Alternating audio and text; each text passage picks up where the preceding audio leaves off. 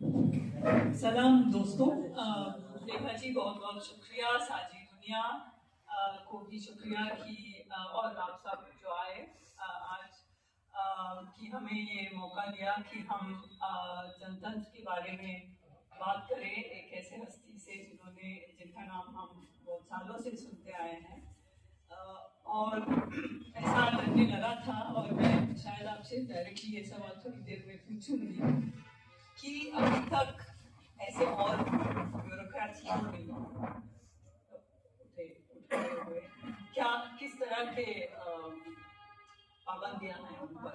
तो मैं जी कम आवाज आ रही है।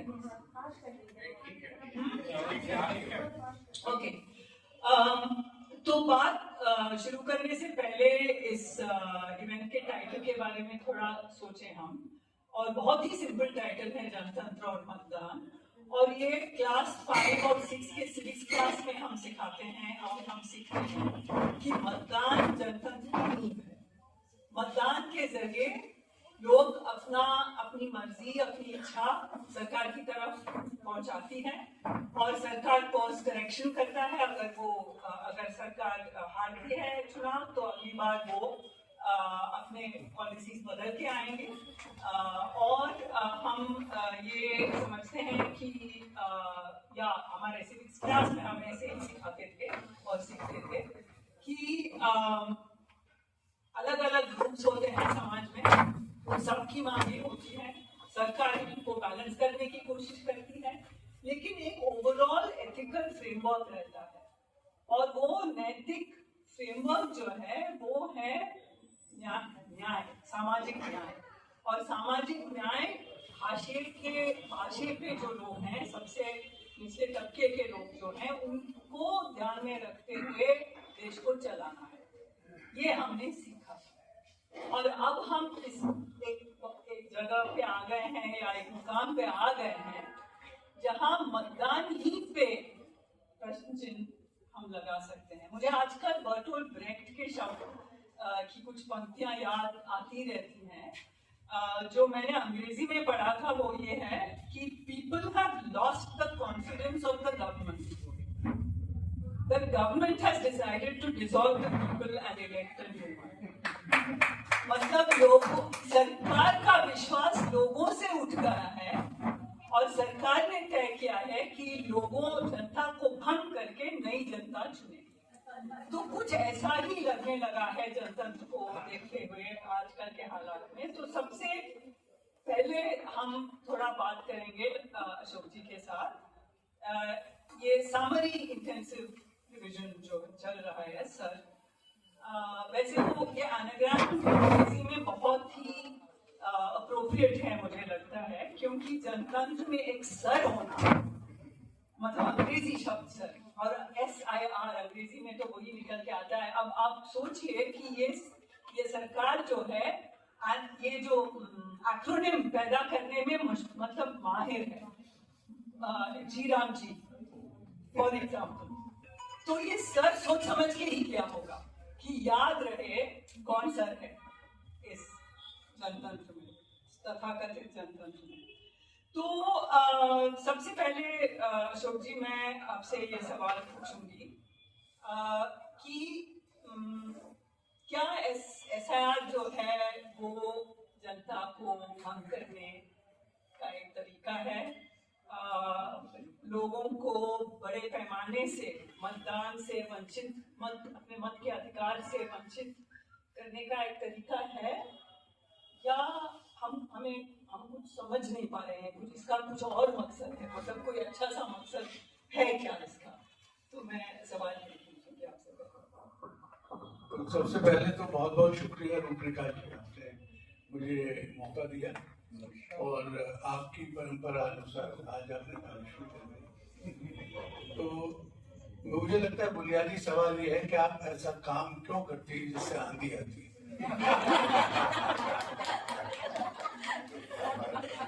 और जहां तक सवाल किया गया भाई ये SIR, तो ठीक है, SIR सर होना जरूरी है और ये सर होना भी बहुत जरूरी है। SIR क्योंकि प्रश्न बड़ा स्पष्ट है, तो it is not summary intensive, it is special intensive. और इसको समझने के लिए वैसे तो 1-2 घंटे तक भी मैं बोल सकता हूँ, लेकिन बुनियादी रूप से मैं 2-3 चीजें आपसे अर्ज करना चाहूंगा, और इनको आप मद्देनजर रख के विश्लेषण करें कि ये सब जो हुआ है, जो हो रहा है, ये क्या है। तो पहली बात तो ये है कि स्पेशल इंटेंसिव रिविजन इस तरह का लफ्ज ना रिप्रेजेंटेशन ऑफ पीपल्स एक्ट में, ना इलेक्टोरल रजिस्ट्रेशन रूल्स में है। ये शब्द नया है।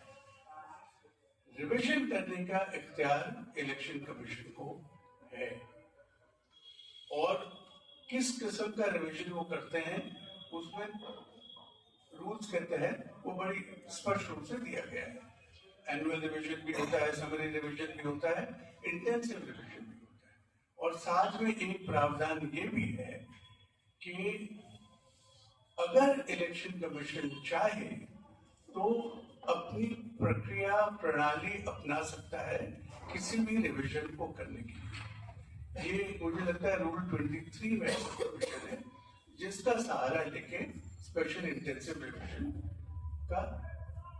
की कार्यवाही की जा रही है। अब क्योंकि इस वक्त 12 स्टेट्स और यूनियन टेरिटरीज में ये कार्रवाई चल रही है, तो इसको एक तरफ से आप अलग रख दीजिए, क्योंकि ये निर्णायक मोड तक अभी पहुंचे नहीं है। तो इसका परिणाम क्या निकला, इसके लिए अभी हम प्रिविलेज हो गए, इसको हम नहीं छेड़ते। लेकिन आप बिहार, जहाँ भी ये काम हो चुका है, उसको समझने के लिए मुझे लगता है कि आपको 3 चीजों का ध्यान रखना है। कि एक तो ये है कि ये इसका मकसद क्या है, पर्पस क्या है, और दूसरा ये है कि इसके तहत प्रिंसिपल्स क्या है, यानी कि सिद्धांत क्या है, और तीसरा ये है कि इसका प्रोसीजर क्या है। तो अगर इन तीनों दृष्टिकोण से आप इसको समझें तो आप ये पाएंगे कि जहां तक पर्पस है, तो इलेक्शन कमीशन ने जो 24 जून 2025 को नोटिफिकेशन किया, उसमें उन्होंने लिखा कि भाई हमारा मकसद ये है कि कोई भी एलिजिबल वोटर बाहर ना रहे और कोई भी इनएलिजिबल वोटर इलेक्टोरल रोल के अंदर ना रहे। इसमें कोई दो राय हो नहीं सकती। मुझे नहीं लगता कि कोई भी ऐसा शख्स है या कोई भी ऐसी पार्टी है या कोई भी ऐसा ऑर्गेनाइजेशन है जिसने इससे विपरीत कोई बात करी। तो मकसद के ऊपर दो राय नहीं है। अब बात आती है सिद्धांत की। तो अब सिद्धांत में क्या है कि जब आप कहते हैं कि कोई योग्य व्यक्ति या योग्य वोट इलेक्टरल रोल से बाहर नहीं है, तो योग्यता क्या होगी? एलिजिबिलिटी को समझने के लिए हमारे पास सिर्फ एक ही पैमाना है और वो है आर्टिकल 326। आर्टिकल 326 ये कहता है कि किसी भी व्यक्ति को इलेक्टरल रोल में शामिल होने से पहले 4 चीजें फुलफिल करनी है। एक, हिंदुस्तान का नागरिक। दूसरा, 18 साल से ऊपर है, पहले 21 साल फिर 18 हो गया। तीसरा, he is not of unsound mind, and unsoundness of mind as determined by a competent medical board. आप और मैं नहीं कह सकते कि भाई आप अनसाउंड माइंड के हो। और चौथा, he should not be disqualified under any existing law.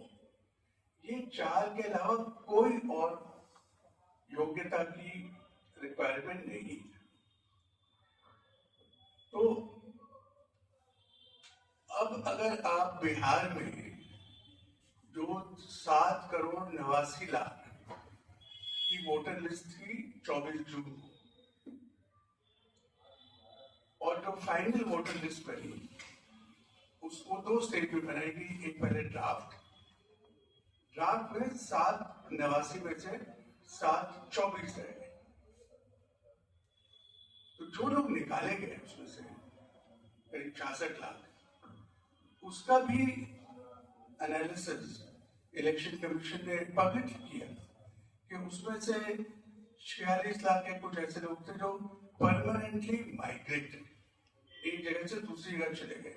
तो एक जगह से दूसरी जगह जाने का मतलब इनएलिजिबल होना नहीं है, सिर्फ यह है कि आपका नाम इस जगह की बजाय किसी और जगह लिखा जाता है। फिर उन्होंने कहा कि इसमें से 21-22 लाख लोग मर गए। तो मरना भी अयोग्यता तो नहीं है भाई, मर गए हो आप तो आपका नाम तो काट ही दिया है। और तीसरा उन्होंने कहा कि डुप्लीकेट एंट्रीज। तो डुप्लीकेट एंट्रीज का मतलब ये है कि आप एलिजिबल हैं लेकिन एक जगह आप अपना नाम लिखवाइए। तो लिहाजा कि जितने भी 66 लाख नाम निकाले गए उनमें से ये एलिजिबिलिटी क्राइटेरिया की वजह से किसी का नाम नहीं निकला। और फाइनल इलेक्टोरल रोल जब छपा, जिसकी बेसिस पे इलेक्शन हुआ, अभी तक ये फिगर सामने नहीं आए हैं अधिकृत रूप से कि वो इनएलिजिबिलिटी की वजह से कितने लोग निकाले गए। For not qualifying the parameters under Article 326, how many people have been removed? Those figures are not yet out in the public. But we are told that about 300 people or some such number were found to be non-citizens, out of which about 100 were from Bangladesh and the remaining were from Nepal. लेकिन ये अधिकृत आंकड़े नहीं है। दूसरी चीज जो principles की है वो ये है कि आज तक हिंदुस्तान की जो प्रक्रिया है वोटर रजिस्ट्रेशन की, इलेक्टर रजिस्ट्रेशन की, वो ये है कि the state, and by state I include the election commission in the state, the responsibility of including every eligible elector in the electoral roll is of the Election Commission of India through the state machine. It is not the responsibility of individual citizens to apply to be enrolled. ये एक बुनियादी फर्क है हिंदुस्तान में और बाकी मुल्कों में।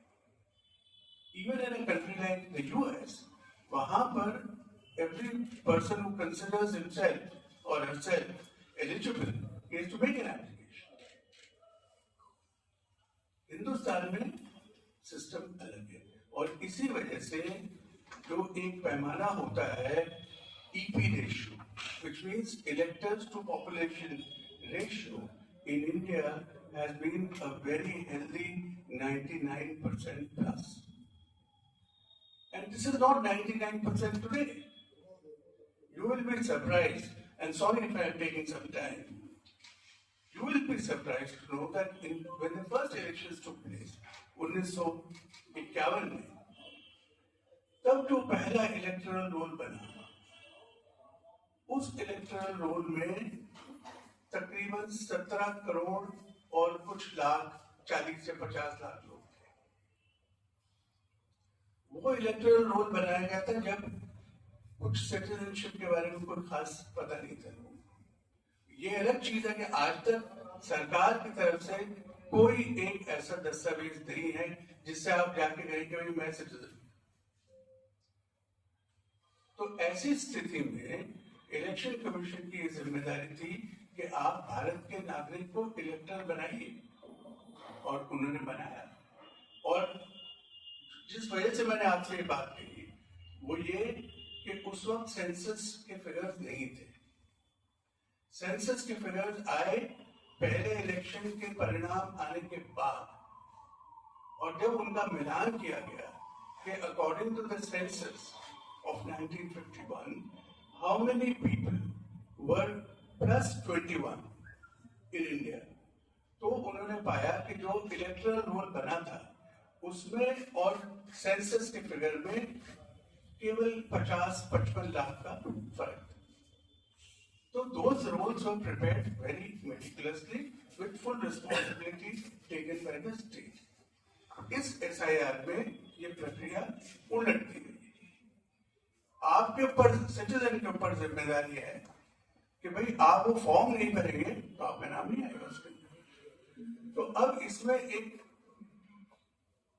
डिस्क्रिपेंसी या डिस्टॉर्शन जिसको कहिए, वो ये है कि फर्ज करिए कि 1951 में जो रोल बना था उसमें मेरा नाम है, और उसके बाद लगातार 2025 तक हर इलेक्टोरल रोल में मेरा नाम था, और मैं जिंदा भी हो सकता हूँ, 95 साल की उम्र है मेरी। अब अगर मैं आपको वो फॉर्म किसी वजह से भर के वापस नहीं देता या दस्तखत लगा के वापस नहीं देता तो मेरा नाम काट दिया।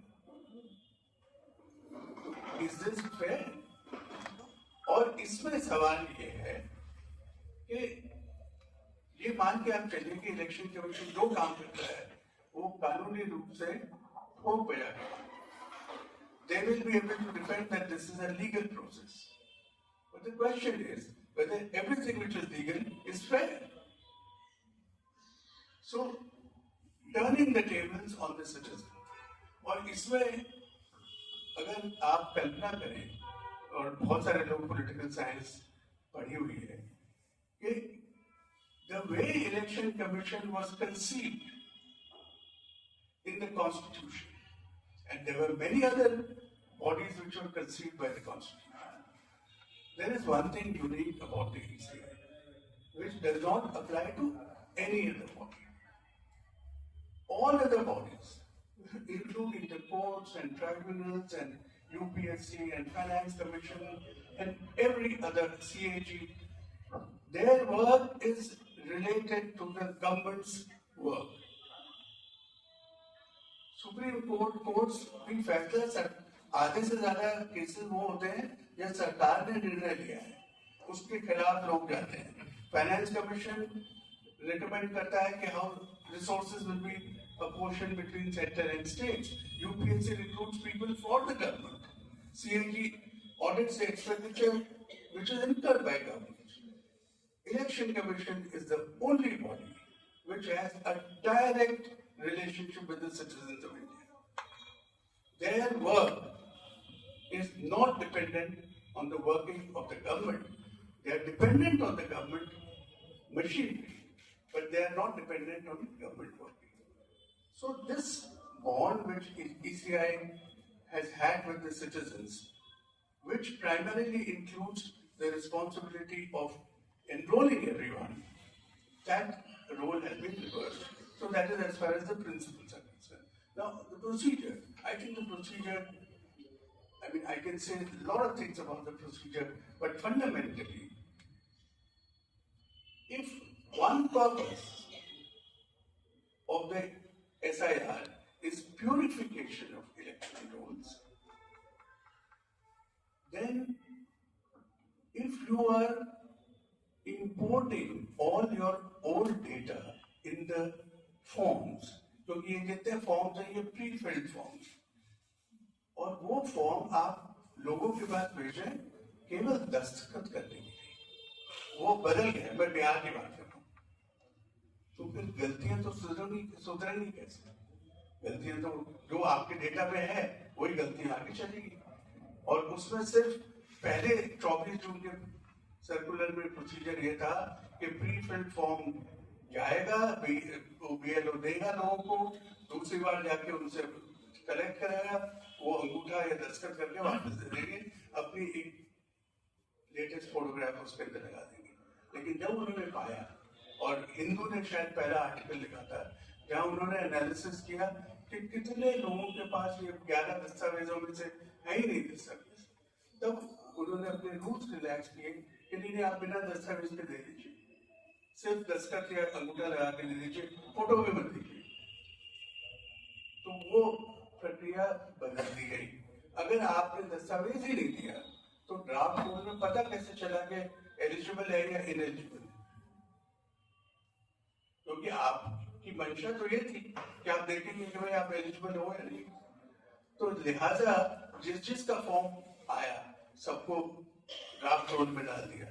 और डॉक्यूमेंट्स कितने लोगों ने दिए, किस किस्म के डॉक्यूमेंट्स दिए, वो एक अलग कहानी है। तो मूल बात यह है कि जो प्रोसीजर अपनाया गया है वो प्रोसीजर में बहुत सारी खामियां हैं और उन कुछ खामियों को बाद में दूर किया है।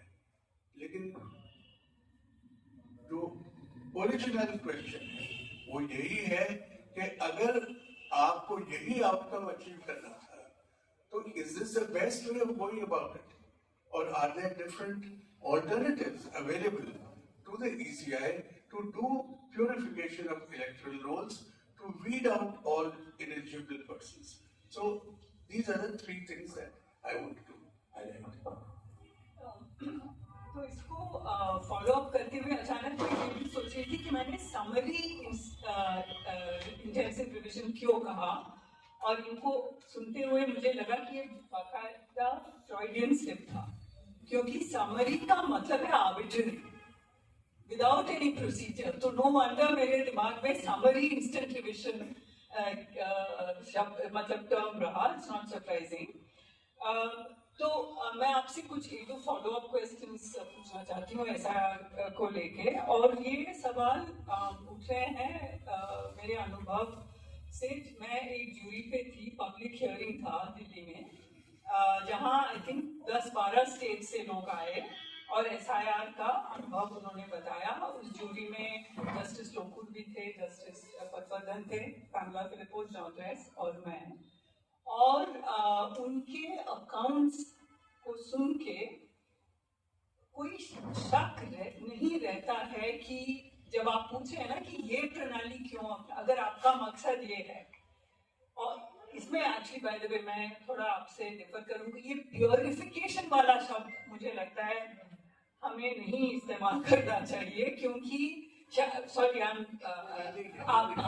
हाँ दैट डजंट सरप्राइज मी, क्योंकि इतना ब्राह्मणिकल टर्म मतलब इम्प्योर लोगों को हटा रहे हैं आप, इनको मतलब प्योरिफिकेशन का। तो now I understand, if it was not your term I fully understand. तो एनीवे, तो इम्प्योर लोगों को हटाने का, तो ये इम्प्योर लोग जो हैं, और जब हम इस ज्यूरी में बैठे सुन रहे थे, बहुत क्लियर था कौन है ये इम्प्योर लोग, माइनॉरिटीज, खासकर मुसलमान।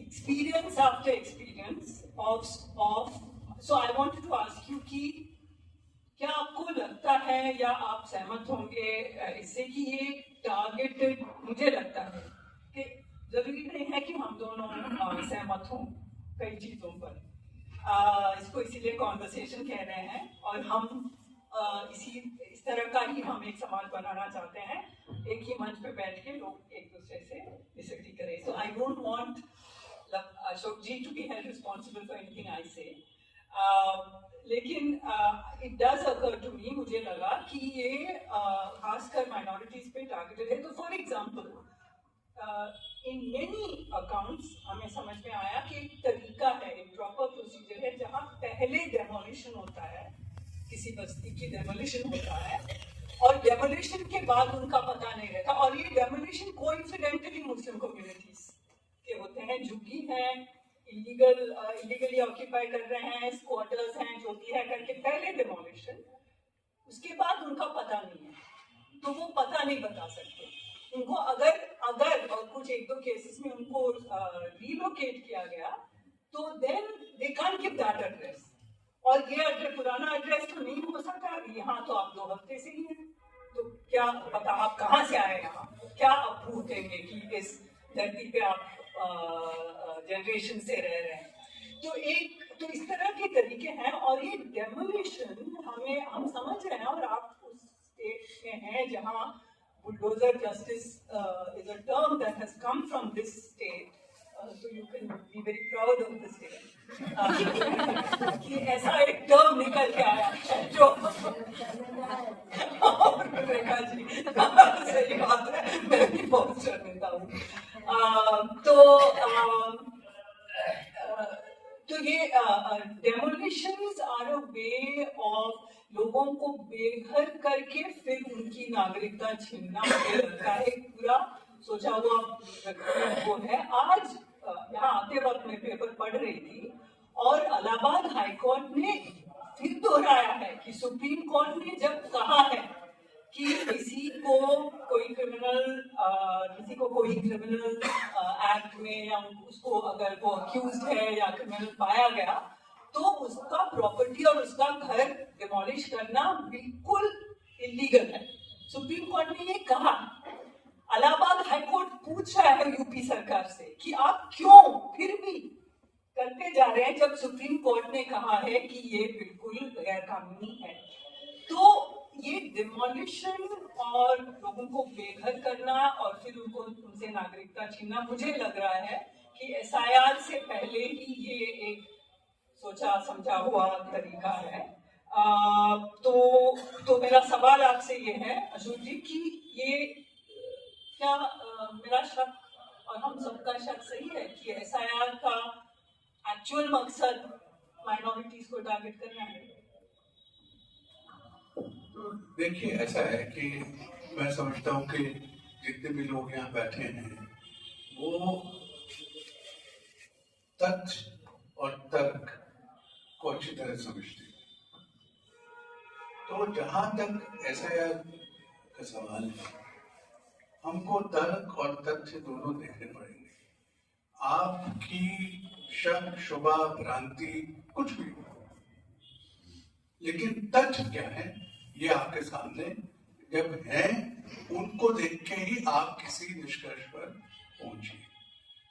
तो मिसाल के तौर पर ये बात कही गई कि भाई बहुत सारे योग्य लोगों को निकाल दिया। तो अब एक इलेक्शन कमीशन ने जो बात कही है, इलेक्शन कमीशन ने कहा कि भाई जिन जिन लोगों के नाम ड्राफ्ट में नहीं आए उनको पूरा मौका है, उनकी पार्टीज को पूरा मौका है कि उनके रिप्रेजेंटेशन दे दें। तो क्यों रिप्रेजेंटेशन किसी ने नहीं दिए? तो वो लोग जिनको ये कई लोगों को दिखाया गया तो ये इनको मृत घोषित कर रही है तो जिंदा है, उस जिंदा व्यक्ति ने दरखास्त दी कि मैं मुझे वापस शामिल कर लीजिए। तो मैं सिर्फ ये कहना चाहूंगा कि हम अपना निष्कर्ष तभी बनाए जब हम तथ्य को अच्छी तरह समझें। तो इस किस्म की बातों को कोई तथ्यों से साबित नहीं किया है किसी ने कि ये कहना कि ये फलानी कम्युनिटी के या फलानी जात के या उन लोगों को निकाल दिया है, ये तथ्य संगत बात अभी तक सामने नहीं है। और अगर किसी का नाम ड्राफ्ट रोल से निकल भी है किसी वजह से, तो वो दोबारा दरखास्त दे सकता है, प्रक्रिया तो है आपके पास। तो इसलिए मैं ये समझता हूं कि इन सब चीजों से ऊपर एक चीज ये है कि भाई ये क्या जो सिस्टम इख्तियार किया गया है ये बेवजह है। आप क्यों खामोखा इतने सारे लोगों को परेशान कर रहे हैं? मतलब जैसे किसान जब डीवीडिंग करता है तो अपनी क्रॉप को तो नहीं डिस्ट्रॉय करता है, वो तो वो मतलब जो उनके साथ दाना भी बच जाए उसका तो मकसद ही नहीं है। अगर आप बिहार में 300 इनएलिजिबल लोगों को ढूंढने के लिए 7 करोड़ 89 लाख लोगों की आइडेंटिफिकेशन परेड कराना जरूरी था। और वो तब, और इसमें आप दो बातें देखिए कि वो जितने भी इलेक्टर्स हैं वो एक जायज तरीके से पहले इलेक्टोरल रोल में आ चुके हैं। जो ड्यू प्रोसेस प्रिस्क्राइब्ड है under the law, they have entered the electoral roll following the due process. अब उनकी आप दोबारा से आइडेंटिफिकेशन परेड करा रहे हैं, तो ये कहां तक जायज है? और इलेक्शन कमीशन ने अपने 24 जून के नोटिफिकेशन में इस बात को एडमिट किया है that all these people have followed the due process while they were admitted. So the questionable thing, I think there are two questionable things which they did in Bihar. Number one, they divided this list of electors of 789 into two parts, pre-2003 and post-2003. So if everybody has been admitted following the due process, तो इनका विभाजन करने का तर्क क्या है? एक बात। दूसरा, उन्होंने पोस्ट 2003 वालों के भी 3 हिस्से बना दिए। 87 से पहले का बर्थ है, 87 से 2004 के बीच का बर्थ है, 2004 के बाद का बर्थ है, और 2004 के बाद का बर्थ है तो अलग कागज देंगे और बीच वाले अलग कागज देंगे। इन सब चीजों का इलेक्शन कमीशन से क्या असर होगा? तो ये एक, और उससे भी जो मुझे लगता है डिस्टर्बिंग बात ये थी, एक तो हमने कहा कि SIR शब्द पहली बार यूज किया, लेकिन उन्होंने 2 लफ्ज और इस्तेमाल किए, फ्रेजेस। उन्होंने ये कहा कि जो 2003 तक इलेक्टोरल रोल में लोग शामिल थे, their entry or their existence in the electoral roll will be a probative evidence of eligibility. This is harmless. But they said it is also a presumption of citizenship. So if that is a presumption of citizenship, obviously all those who have been admitted after 2003 are required to prove their citizenship. And this is where I think the ECI was skating on very thin ice. Eventually they had to admit before the Supreme Court or submit before the Supreme Court that even if we exclude somebody, it does not amount to taking away citizenship. लेकिन सवाल जो ये है, और this is the most disturbing thing, आप उस पचड़े में क्यों पड़ते हैं जो आपका इख्तियार ही नहीं है, दायरा नहीं है? सिटीजनशिप डिटरमिन करने का आपकी जिम्मेदारी नहीं है, ये जरूरी है समझना। And this is the dilemma before the Election Commission, which they have successfully handled in the last 75 years, and that is that they are responsible for not admitting any non-citizen.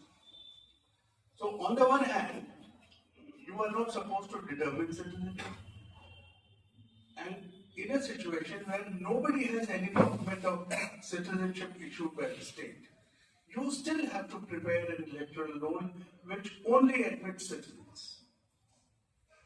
But ये चीज बखूबी 75 साल से निभाई है। और जहां तक रिविजन का सवाल है, जो देवेंद्र जी आपने पूछा, उसमें समरी रिविजन हर साल होता है, और समरी रिविजन का मकसद ये है कि जो लोग यहाँ से कहीं और चले गए उनका नाम हटा दिया जाए, जिनकी डेथ हो गई उनका नाम हटा दिया जाए। बिहार में जनवरी 2025 में समरी रिविजन के बाद इलेक्टोरल रोल छपे थे, उसमें 12 लाख लोगों का आइदर रिमूवल और न्यू एडमिशन हुआ।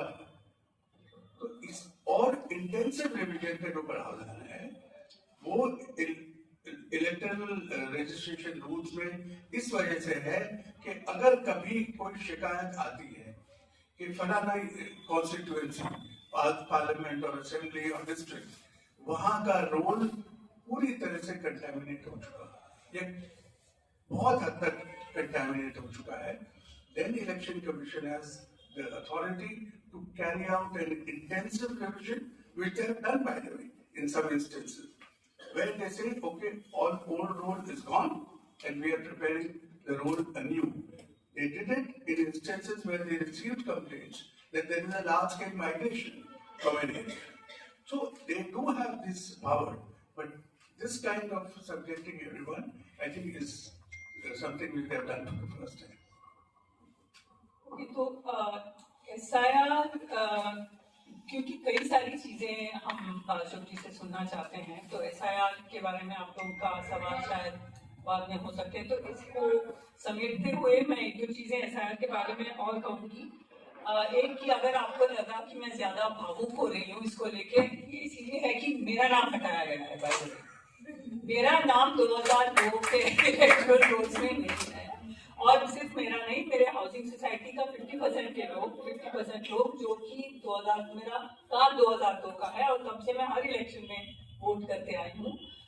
तो मेरी समझ में जो अशोक जी सही कह रहे हैं कि हर चीज इसका तथ्य जाने बिना हमें फॉर्म स्टेटमेंट नहीं बनानी चाहिए, लेकिन मुझे लगता है कि एक तरीका जो ये लोग जो ECI अपना रही है वो ये तरीका ये है कि बहुत ज्यादा लोगों को हटाना, और उनमें माइनॉरिटी भी हो सकते हैं, हम जैसे लोग जो मुझ जैसे लोग भी हैं जो माइनॉरिटी नहीं है, बहुत ज्यादा लोगों को हटाने के बाद वो नए वोटर भी तो डाल रहे हैं। इसी बीजेपी के कई सारे रिप्रेजेंटेटिव्स ने कहा है कि हम हाँ जरूर हम एक हफ्ते के लिए भी लोगों को लाएंगे, और अगर वो एक हफ्ते के लिए भी उस राज्य में रह रहे हैं उनको वोट देने का अधिकार है। हम जानते हैं, मेरा मेरी फॉर्मर यूनिवर्सिटी के प्रोफेसर जो थे राकेश सिन्हा, उन्होंने दिल्ली में भी वोट दिया, फिर बिहार में भी वोट दिया, फुली लीगली। वो बहुत प्राउडली दिखा रहे थे कि मैंने वोट किया, क्योंकि तब तक वो बिहार में जाके कार्ड अपना वोटिंग ये बदला, राइट्स बदला। तो एक इस तरह से वोटर्स को निकालने से नए वोटर ला सकते हैं, ये भी मुझे लगता है एक मकसद है। और एक बहुत ही अजीब और इंटरेस्टिंग चीज जो उस हियरिंग से निकला, और ये बिल्कुल तथ्य पे आधारित है, योगेंद्र यादव और राहुल शास्त्री ने उनके डेटा के मुताबिक बहुत ज्यादा औरतों को हटाया जा रहा है। और क्यों? इसीलिए नहीं कि औरतें ज्यादा पॉलिटिकल हैं या ऐसा कुछ नहीं है, इसीलिए कि ऐसा पहले उनको आर्बिट्रली निकाला जाता है, उसके बाद उनको दिखाना है ये relative, daughter of, son of, wife of जो लिखा होता है ना रिलेटिव, तो उसमें रिलेटिव में वो अपने इन-लॉज के नाम नहीं दे सकते, उनको जाके अपने पेरेंट्स के डॉक्यूमेंट्स निकालने हैं। और ये याद रखिए, आपके नॉर्थ इंडिया की इसकी संस्कृति के चलते वो डोली उठ गई है, अब अर्थी उठेगी यहाँ से, कोई नाता नहीं है अपने मायके के साथ। तो मुझे बहुत ही इंटरेस्टिंग लगा कि जबकि कोर्ट्स भी कहते रहते हैं sanctity of marriage, sanctity of marriage, कितनी बार हमने सुना है, कितने जजेस ने कहा है सैंक्टिटी ऑफ मैरिज, लेकिन जब काम का वक्त आता है, जब औरतों के अधिकार का वक्त आता है, तब अचानक आपको बायोलॉजिकल फैमिली याद आएगी जो उनको छोड़ के आना पड़ा। तो this is a very interesting thing, and ये राहुल और योगेश के डेटा से हमें मालूम पड़ा। और जिनको मृत घोषित किया गया है, रॉड्रेस ने ये भी ये पॉइंट भी उठाया, और वो एक्चुअली किसी ने ये भी मतलब अपने टेस्टिमनी में उन्होंने ये कहा कि अगर आपको मृत घोषित किया जाता है, आपके सारे पेंशन वगैरह चले जाते हैं, क्योंकि ये आधार के साथ जोड़ा हुआ है, और फिर आप अगर मृत हैं तो आपको विडोज पेंशन नहीं मिलेगा वगैरह। तो ये सब भी हो रहा है। तो इसको अभी साइड में रखते हुए, क्योंकि बहुत सवाल होंगे SIR को लेके, मैं आपसे पूछूंगी अशोक जी दूसरा एक तरह का सवाल, जो कि ECI की नियुक्ति प्रणाली के बारे में, ECI की नियुक्ति प्रणाली के बारे में थोड़ा आप बताएं, और अगर आप चाहें, हम चाहेंगे, आप ने जो इस्तीफा दिया उसके बैकग्राउंड के बारे में जरा बताएं। जहाँ तक नियुक्ति प्रणाली का प्रश्न है, देखिए, under the provisions of constitution the president is appointed authority, और उसके अंदर एक प्रोविजन था, article 325, I think. Maybe I'm not quoting it right, but it's either 324 or 325, in which there was a provision that such rules as government may make, or such laws as the parliament may enact. तो अब तक 2023 जब तक ये कानून नहीं बना, और 2023 मार्च अप्रैल में जब सुप्रीम कोर्ट ने वो कमेटी नहीं बनाई, तब तक सरकार मतलब राष्ट्रपति नियुक्ति करते थे, और जैसा कि होता है संविधान के हिसाब से, president goes by the advice of the government, और वो अपॉइंटमेंट होती थी। जब ये पिटीशन दायर की गई कोर्ट में कि भाई गवर्नमेंट ने तो रूल से नहीं बनाया आज तक, जबकि कॉन्स्टिट्यूशन में प्रोविजन था, तब सुप्रीम कोर्ट ने ये ऑर्डर किया 2023 मार्च में शायद, कि क्योंकि ये कमेटी नहीं बनी है या रूल्स नोटिफाई नहीं किए हैं, इसलिए हम एक सिलेक्शन कमेटी नियुक्त करते हैं जिसके अंदर प्रधानमंत्री, leader of the opposition and chief justice of supreme court till the parliament enacts a law, which is the way courts always decide. And quite as expected, the government brought out a law in which they removed the Chief Justice of India and they included a minister to be nominated by the Prime Minister. तो अब उसमें जाहिर है कि the majority will be with the government. Even if the LOP disagrees, let it disagree, the majority will decide. अब इसमें 2-3 मसले हैं। कई लोगों का ये मानना है कि भाई चीफ जस्टिस को शामिल करना चाहिए था। कई लोगों का मानना है कि चीफ जस्टिस की क्या जरूरत है। और मुझे ये लगता है कि ये गवर्नमेंट ने जो फैसला किया, ये एक सेल्फ गोल था गवर्नमेंट, क्योंकि अगर वो चीफ जस्टिस को रखते तब भी कोई लंबा चौड़ा फर्क नहीं पड़ता, क्योंकि बहुत से ऐसे सिलेक्शन है जहाँ चीफ जस्टिस मेंबर हैं सिलेक्शन कमेटी के, और मुझे नहीं पता कि कितने लोग ये समझते हैं कि उन लोग जिन लोगों को उस कमेटी ने चुना है वो बहुत ज्यादा इंडिपेंडेंट माइंडेड और कॉन्स्टिट्यूशनल की तरफ लॉयल वगैरह वगैरह। ऐसा नहीं कोई मानता, क्योंकि चीफ जस्टिस तो वही उसी चीज को देखेगा जो उनके सामने रखी गई है। He cannot invent or import a candidate. So it was quite unnecessary for the government to remove the chief justice. Government should have aimed for a broad basing of the committee. और तीसरी चीज ये है जिसके बारे में हो सकता है बहुत से लोग इत्तेफाक न रखें। I don't think any process, however good it is, can guarantee the desired outcome. The process may be very good, the outcome may not be as desired. Because after all, in the last 75 years, Jin CEC के नाम से आप बहुत खुश होते हैं, उनको तो सरकार ने तो नियुक्त की है।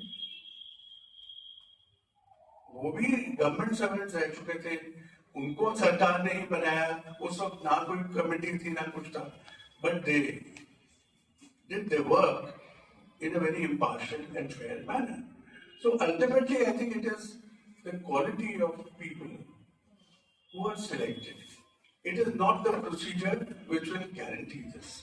That is my take as far as appointments are concerned. Now, you asked me a question about why I left. तो मैं जनरली इस चीज को नहीं डिस्कस करता पब्लिकली। हाँ, लेकिन मैं ये बता दूं कि आप वो फैसला करते हैं जहाँ आपको लगता है कि आपकी प्रतिभा और योग्यता का आप ज्यादा योगदान दे सकते हैं। Sorry, I can't put you on the spot. मैं ये सवाल आपको अनकंफर्टेबल बनाने के लिए नहीं पूछ रही थी, और मैं उस पर आप जोर नहीं दूंगी। इस पे मैं जोर नहीं दूंगी, बट हम सब जो जिस इंस्टीट्यूशन में हम काम कर रहे हैं, मैं यूनिवर्सिटी में थी, आप सरकार में थे, आप सब कोई ना कोई इंस्टीट्यूशन के साथ जुड़े हुए हैं, और आपको पिछले 10 साल से ये आपने ये सोचा की होगा कि क्या ऐसी बात है कि लोग ना नहीं कह सकते। कोई बड़ी बात नहीं होती है जो उनको जेल नहीं भेजा जाएगा, ज्यादा से ज्यादा इंक्रीमेंट रोकी जाएगी, ट्रांसफर हो जाएगा, पेंशन भी नहीं रुकेगी, मतलब प्रमोशन शायद रुक जाए। तो ऐसे छोटे छोटे पनिशमेंट से भी अगर लोग डरते हैं, तो जो लोग कहते हैं कि मेरा सिद्धांत है और मैं सैद्धांतिक तौर पे मैं इस इंस्टीट्यूशन से निकल जाऊंगा, क्योंकि मैं इस तरीके से काम नहीं कर पाऊंगा अगर मैं संविधान की रक्षा में विश्वास करता हूँ। मैं ऐसे लोगों पे मुझे गर्व है, क्योंकि हम सब, मैं आपके बारे में नहीं बात कर रही हूँ क्योंकि आप नहीं बात करना चाह रहे थे। एनीवे, तो इसीलिए मैंने यह सवाल पूछा, क्योंकि हमें लगता है कि लोग जो इस शासन प्रणाली से वाकिफ नहीं है, ऐसा नहीं है कि वो संघी है, तो संघियों का अलग वो है जो वो मानते हैं कि हिंदू राष्ट्र होना चाहिए और जो कुछ भी अब हो रहा है बहुत सही चल रहा है।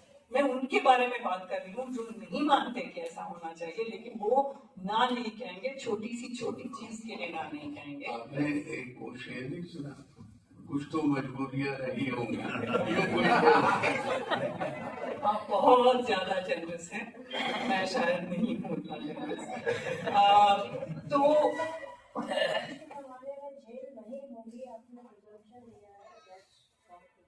no, I mean जब वो है नहीं on the horizon, meaning it's not that you really expect to go to jail, you expect कि प्रमोशन नहीं होगा, कमेटी में साइन नहीं किया, तो इस तरह की चीजें नहीं। एक और वो मुझे नहीं पता किससे लिखा है, जो कहते हैं कि कुछ लोग तुम्हें समझाएंगे, वो तुमको खौफ दिलाएंगे, जो है वो भी हो सकता है। ओके, सो मैं एक्चुअली आई सपोज अभी 5 मिनट और मैं एक और सवाल पूछूंगी और फिर आप भी इनसे बात करना चाहेंगे। तो मुझे बहुत इंटरेस्टिंग ईवीएम को लेके, और क्या ईवीएम एक इशू है कि नहीं, क्योंकि हम जानते हैं कि दुनिया में कई सारे यूरोपीय देश जैसे कि Netherlands, Germany, Ireland, USA paper ballets पे वापस गए हैं, क्योंकि ईवीएम वहाँ उनको पता लगा कि वो एक्सपेरिमेंट करके, मतलब इसका इस्तेमाल करने के बाद उनको लगा कि सिक्योरिटी इज नॉट गारंटी। तो बार बार हमसे बताया जाता है कि लेकिन इंडिया वाले ईवीएम अलग हैं, इंडिया वाले बिल्कुल सुरक्षित है, वो पता नहीं यूरोप में क्या इस्तेमाल करते थे, या हमारा बिल्कुल सही है। ये हमें बार बार सुनने को मिलता है। तो और बार बार मैं देखती हूँ कि मौजूदा ईसीआई जो है, या 2019 से ईसीआई जो है वो स्टेटमेंट देती रहती है कि ये बिल्कुल गलत है कहना कि ईवीएम प्राइवेट कंपनीज बनाते हैं। ईवीएम, ईसीआईएल और बीईएल सिर्फ 2 हैं जो पब्लिक सेक्टर कंपनी वो बनाते हैं। लेकिन वेंकटेश नाम क्या है, एक जर्नलिस्ट है वेंकटेश नायक, उन्होंने 2019 में ये बात उठाई थी। 2019 के चुनाव के बाद उन्होंने आरटीआई वगैरह करके पता लगाया कि चिप्स जो है वो बनते हैं जापान के एक या 2 कंपनी और यूएसए के 1 या 2 कंपनी, और उन्होंने बहुत डिटेल्ड इन्वेस्टिगेटिव रिपोर्ट्स लिखे हैं वेंकटेश नायक उस वक्त, और वो तो हमें बताया जाता है कि वो चिप्स यहाँ आते हैं और कोड जो है वो यहाँ बनाया जाता है, और वो कोड बीएल और ईसीआईएल में कोड चिप्स में डाले जाते हैं। तो वेंकटेश और OTP one time programmable chips होते हैं, ये बताया जाता है हमको। लेकिन वेंकटेश नायक ने आरटीआई से पता लगाने की कोशिश की पहले कि कौन सी कंपनी बनाती है चिप्स, तो वो आरटीआई से उनको जवाब नहीं दिया गया। लेकिन इसके अलावा उन्होंने पता लगाया कि वो जो अमेरिकी कंपनी जो है वो 3 तरह के चिप्स बनाते हैं, जिसमें सिर्फ एक है ओटीपी। तो ईसीआई को बताना था कि कौन से चिप आप वहां से ला लें, क्योंकि अगर वो ओटीपी वाला नहीं है तो वो दोबारा प्रोग्रामेबल है। तो ये सारे सवाल 2019 के बाद आप जितना भी गूगल करें, 2019 के बाद कोई खबर नहीं मिलती है हमें। बार बार मैं गूगल करती हूँ और ईसीआई के स्टेटमेंट्स आते हैं बार बार कि नहीं, ये सही नहीं है कि प्राइवेट कंपनी बनाते हैं ईवीएम। तो अब कोई वो कह भी नहीं रहा है, हम मान गए कि BEL और, लेकिन चिप्स का क्या हुआ? तो एक ये बात, दूसरी बात ये वीवीपैट को लेके ECI बहुत ही मतलब दृढ़ है कि वीवीपैट नहीं दिखाएंगे। हम मतलब हमने सुना CAA में कि हम कागज नहीं दिखाएंगे, ये तो वीवीपैट नहीं दिखाएंगे। तो ECI भी हमसे कह रहा है कि कागज नहीं दिखाएंगे, मतलब म्यूचुअली कागज नहीं दिखा रहे हैं। तो ये वीवीपैट को लेके and they give such ridiculous reasons कि टाइम लगेगा। तो टाइम लगने का मतलब जब आपने इलेक्शन को खींचा है, एक्चुअली ये जुड़ा हुआ है। तो एक EVM को लेकर अशोक जी आपकी क्या इसकी क्या राय है? और दूसरी बात ये इलेक्शन को इस तरह खींचना phase after phase after phase, इसका मकसद क्या हो सकता है? मैं शकी किस्म की हूँ, आपने सुना मैं किस तरह सोचती हूँ। मुझे इस बात को लेके कि EVM के साथ कुछ हेराफेरी हो रहा होगा, क्योंकि फिर उनको स्टोर करना पड़ता है 6 हफ्ते 8 हफ्ते, और वहां के CCTV अचानक खराब हो जाते हैं। EVM कभी नहीं खराब होते, कभी नहीं खराब होते EVM, CCTV खराब हो जाते हैं। तो ये सब जब हो रहा है, EVM का खेल जो है, क्या वाकई आपको क्या लगता है खेल है, या हमें EVM से नजर हटाना चाहिए, कहीं और है प्रॉब्लम?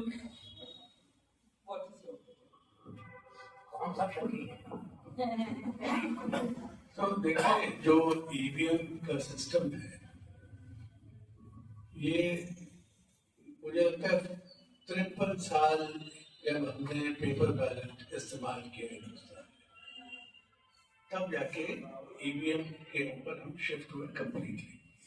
और EVM लाने से पहले 10-12 साल तक ये पायलट चलते रहे कि भाई EVM को यूज करना चाहिए या नहीं करना चाहिए। पेपर बैलेट की अपनी समस्याएं थी, और खासतौर से कई स्टेट से जिसके अंदर बूथ कैप्चरिंग वगैरह वायलेंस बहुत कुछ होता है। एनीवे, तो बहुत सोच समझ के EVM के ऊपर शिफ्ट हुए completely in 2004, and after 2004 all elections of state assemblies और general elections वो EVM से करवाए जा रहे हैं। एक तो ये बात। दूसरी चीज जो इन्होंने बताई दिया कि EVM को बनाने वाली 2 कंपनी है, एक डिपार्टमेंट ऑफ एटॉमिक एनर्जी के साथ है और एक मिनिस्ट्री ऑफ डिफेंस के साथ। मैं सिर्फ ये कहना चाहूंगा, और मैंने खुद ये देखा है कि उसका जो सिक्योर्ड मैन्युफैक्चरिंग प्रोसेस, उसका एक प्रोटोकॉल है, और वो प्रोटोकॉल ना इलेक्शन कमीशन ने बनाया, ना सरकार ने बनाया, ना उन कंपनी ने बनाया। वो प्रोटोकॉल एक 3 लोगों की कमेटी है, जो हिंदुस्तान की IITs के बहुत विख्यात प्रोफेसर्स हैं, उनकी कमेटी है, जो एडवाइस करते हैं सब टेक्निकल चीजों के ऊपर इलेक्शन कमीशन को। तो ये सिक्योर्ड मैन्युफैक्चरिंग प्रोसेस वो लागू करती है नहीं लागू करती है, वो सारा उनकी देखरेख में होता है। और इतनी बात तो तय है कि अगर आप चाहें तो उस प्रोसेस के जरिए आप एक एक चीज पता कर सकते हैं कि ये मशीन को बनाते वक्त किस किस व्यक्ति ने हाथ लगाया, कौन सा प्रोसेस किसने हैंडल किया। That is as far as secured manufacturing. अब EVM के ऊपर बहुत कंट्रोवर्सीज है। एक सवाल तो यह है कि क्या EVM मैनिपुलेट की गई है, और क्या EVM मैनिपुलेट की जा सकती है। मुझे लगता है दोनों अलग अलग बात है। तो जहां तक EVM मैनिपुलेट की गई है, इसको समझने के लिए आपको टेक्निकल और एडमिनिस्ट्रेटिव एस्पेक्ट दोनों समझने चाहिए, तब आप अपना निर्णय लें। क्योंकि जिस तरह से मशीन डिजाइन की गई है, जिस तरह से बनाई जाती है, जिस तरह से मूव करती है एक जगह से दूसरी जगह, वो एक सिस्टम है। और तीसरा जो कैसे उसको ऑपरेट करते हैं, और उसके अंदर चेक्स एंड काउंटर चेक्स क्या है, ये दोनों चीजों का अगर मद्देनजर रखते हुए आप ईवीएम को देखेंगे तो आप पाएंगे कि इसमें छेड़छाड़ की गुंजाइश ऑलमोस्ट जीरो है, ठीक है। And I am saying it with some sense of responsibility. दूसरी बात यह है कि अब आप देखिए, अगर चलिए स्टैटिस्टिकल एविडेंस, कोई अगर ये कहे कि भाई ईवीएम, तो ईवीएम जब से प्रणाली लागू हुई है तो उसमें कितनी बार इनकम्बेंट गवर्नमेंट्स री इलेक्ट हुई है और कितनी बार दूसरी गवर्नमेंट्स दूसरी पार्टी की। This could be one statistical evidence, you can find it out for yourself, क्योंकि मैनिपुलेट करने वाली ऑपोजिशन पार्टीज होगी, तो उसका क्या निष्कर्ष निकला वो एक देखने वाली चीज है। तीसरी चीज यह है कि आज तक तकरीबन 40 या 42 कोर्ट केसेस दायर हुए हैं, including in the high court and supreme court, against the EVM. So far, the courts have not given any adverse finding as far as manipulation of EVM is concerned. I'm just stating the facts. अब VVPAT introduce किया गया। VVPAT क्यों introduce किया गया? क्योंकि एक मसला उठा कि ईवीएम में ऑडिट नहीं हो सकता, कि भाई मैंने वोट डाला किसको और वो किसको गया। It has to be auditable, and this is the reason why the EVM was discontinued in Germany, because there also this issue was raised, and they said we don't want to get into all this, क्योंकि उनकी मशीनें बाहर बनती थी, तो उन्होंने कहा we'll switch back to paper ballot because auditing of the ballot is very important, and auditing not by anyone else but by the voter himself, कि मैंने बटन दबाया था फलानी सिंबल के ऊपर और ये उसी को गया है। तो फिर ये वीवीपैट को इंट्रोड्यूस किया गया, जिसमें 7 से 12 सेकंड या 13 सेकंड तक आप देखते हैं कि भाई जिस सिंबल पे मैंने दबाया उसी पे वो प्रिंट हुआ है या नहीं हुआ। फिर ये हुआ कि नहीं, how do you cross tally? तो पहले सुप्रीम कोर्ट ने कहा और इलेक्शन कमीशन ने अपने आप ये कहा कि एक हर विधानसभा में एक असेंबली एक पोलिंग स्टेशन का एक चेक करेंगे कि भाई पेपर स्लिप्स जितनी निकली और ईवीएम में जो वोट निकला वो बराबर है। 2019 में सुप्रीम कोर्ट ने कहा कि नहीं, हर असेंबली सेगमेंट में आप 5 ईवीएम को टैली करिए। तब से प्रक्रिया ये हो गई कि 5 टैली की जाती है। तो मिसाल के तौर पर 2019 या 2024 के इलेक्शन में अगर हिंदुस्तान में 4200 असेंबली कॉन्स्टिट्यूएंसीज हैं तो करीब 20-21 हजार ईवीएम को क्रॉस चेक किया गया विद द पेपर स्लिप्स। अब ये इत्तेफाक की बात है कि किसी में कोई डिस्क्रिपेंसी नहीं थी। तो ये तो बात है। हाँ, पूछ लेना सवाल, मैं अभी अपनी बात पूरी कर लूं। जी जी। लेकिन सवाल यह है कि क्या इसको मैनिपुलेट किया जा सकता है? तो ये तो टेक्निकल चीज है, इसके बारे में I am not a technical person के how you can manipulate. So I feel one thing, that any institution which is employing any technology should itself be in a perpetual state of scrutiny or in a state of perpetual scrutiny. कि भाई I have to remain ahead of the curve. तो क्या इसको manipulate किया जा सकता है या नहीं किया जा सकता, उसका सवाल इलेक्शन कमीशन को खुद पूछना चाहिए, बाकी लोगों को नहीं पूछना चाहिए। बाकी तो पूछे, अच्छी बात है, और उसका जवाब दिया जाना चाहिए।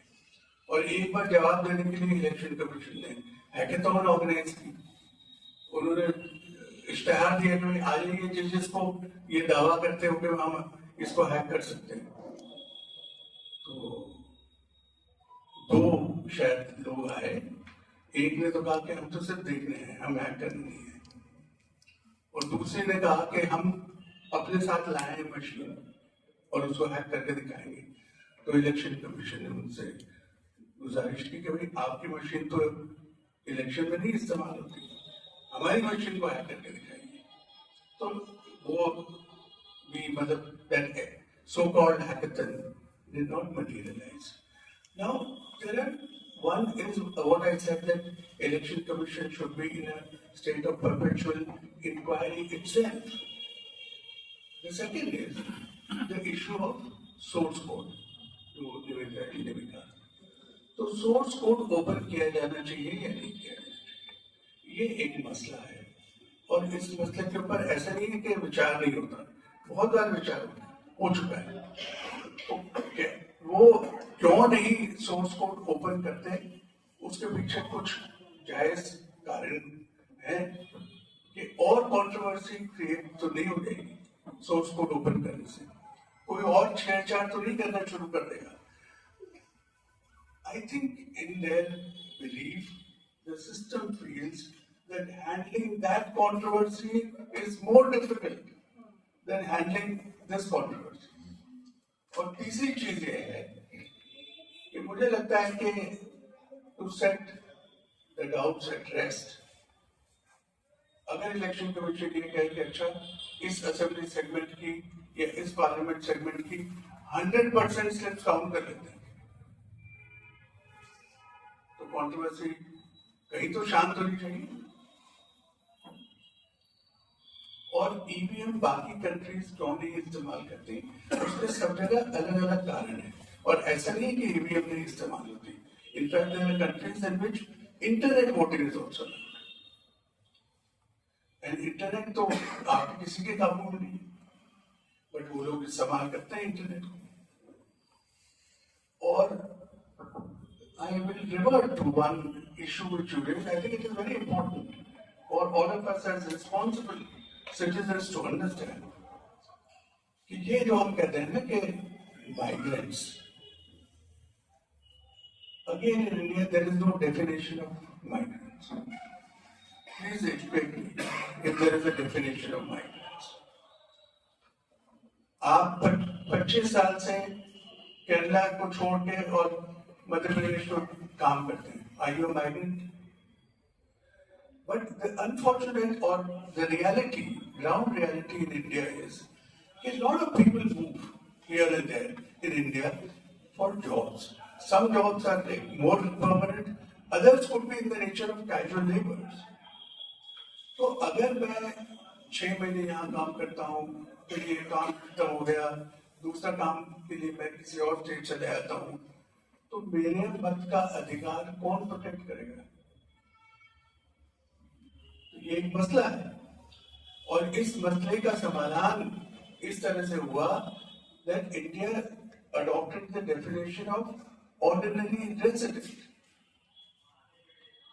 और ordinary resident की जब परिभाषा हुई, एक परिभाषा तो रिप्रेजेंटेशन ऑफ पीपल एक्ट में दी गई है, बट सुप्रीम कोर्ट ने ये कहा कि अगर आप 48 घंटे किसी फ्लाईओवर के नीचे भी सो रहे हैं, तब भी आपको वोट करने का अधिकार दिया जा सकता है। तो इलेक्शन कमीशन का जो नजरिया रहा है हिस्टोरिकली, वो ये रहा है कि भाई ज्यादा से ज्यादा कैसे कोशिश की जाए कि सब लोगों को शामिल करें। और as far as the voting of Mr. Sinha in 2 places is concerned, as you said, he did it under a legal process. अगर उन्होंने वहां बिहार में अपना नाम दर्ज करवाते वक्त ये डिक्लेयर किया था कि मेरा वोट दिल्ली में बना हुआ है, लेकिन वहां से कटवा के मैं यहाँ लेके आ रहा हूँ, तो as far as the law is concerned, you can't vote it because this is as per the procedure. But the point is that is this what people should do?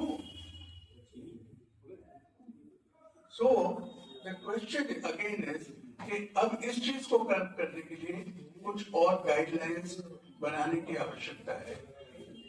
अंत में एक चीज से मैं कहूंगा कि ये जो डुप्लीकेट वोटर्स वाला मसला है, तो देखिए, according to the representation of people act, it is the responsibility of every elector to make sure that he or she is not enrolled in more than one place.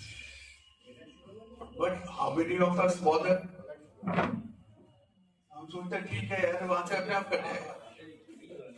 आप कोशिश नहीं करते नाम कटवाने की।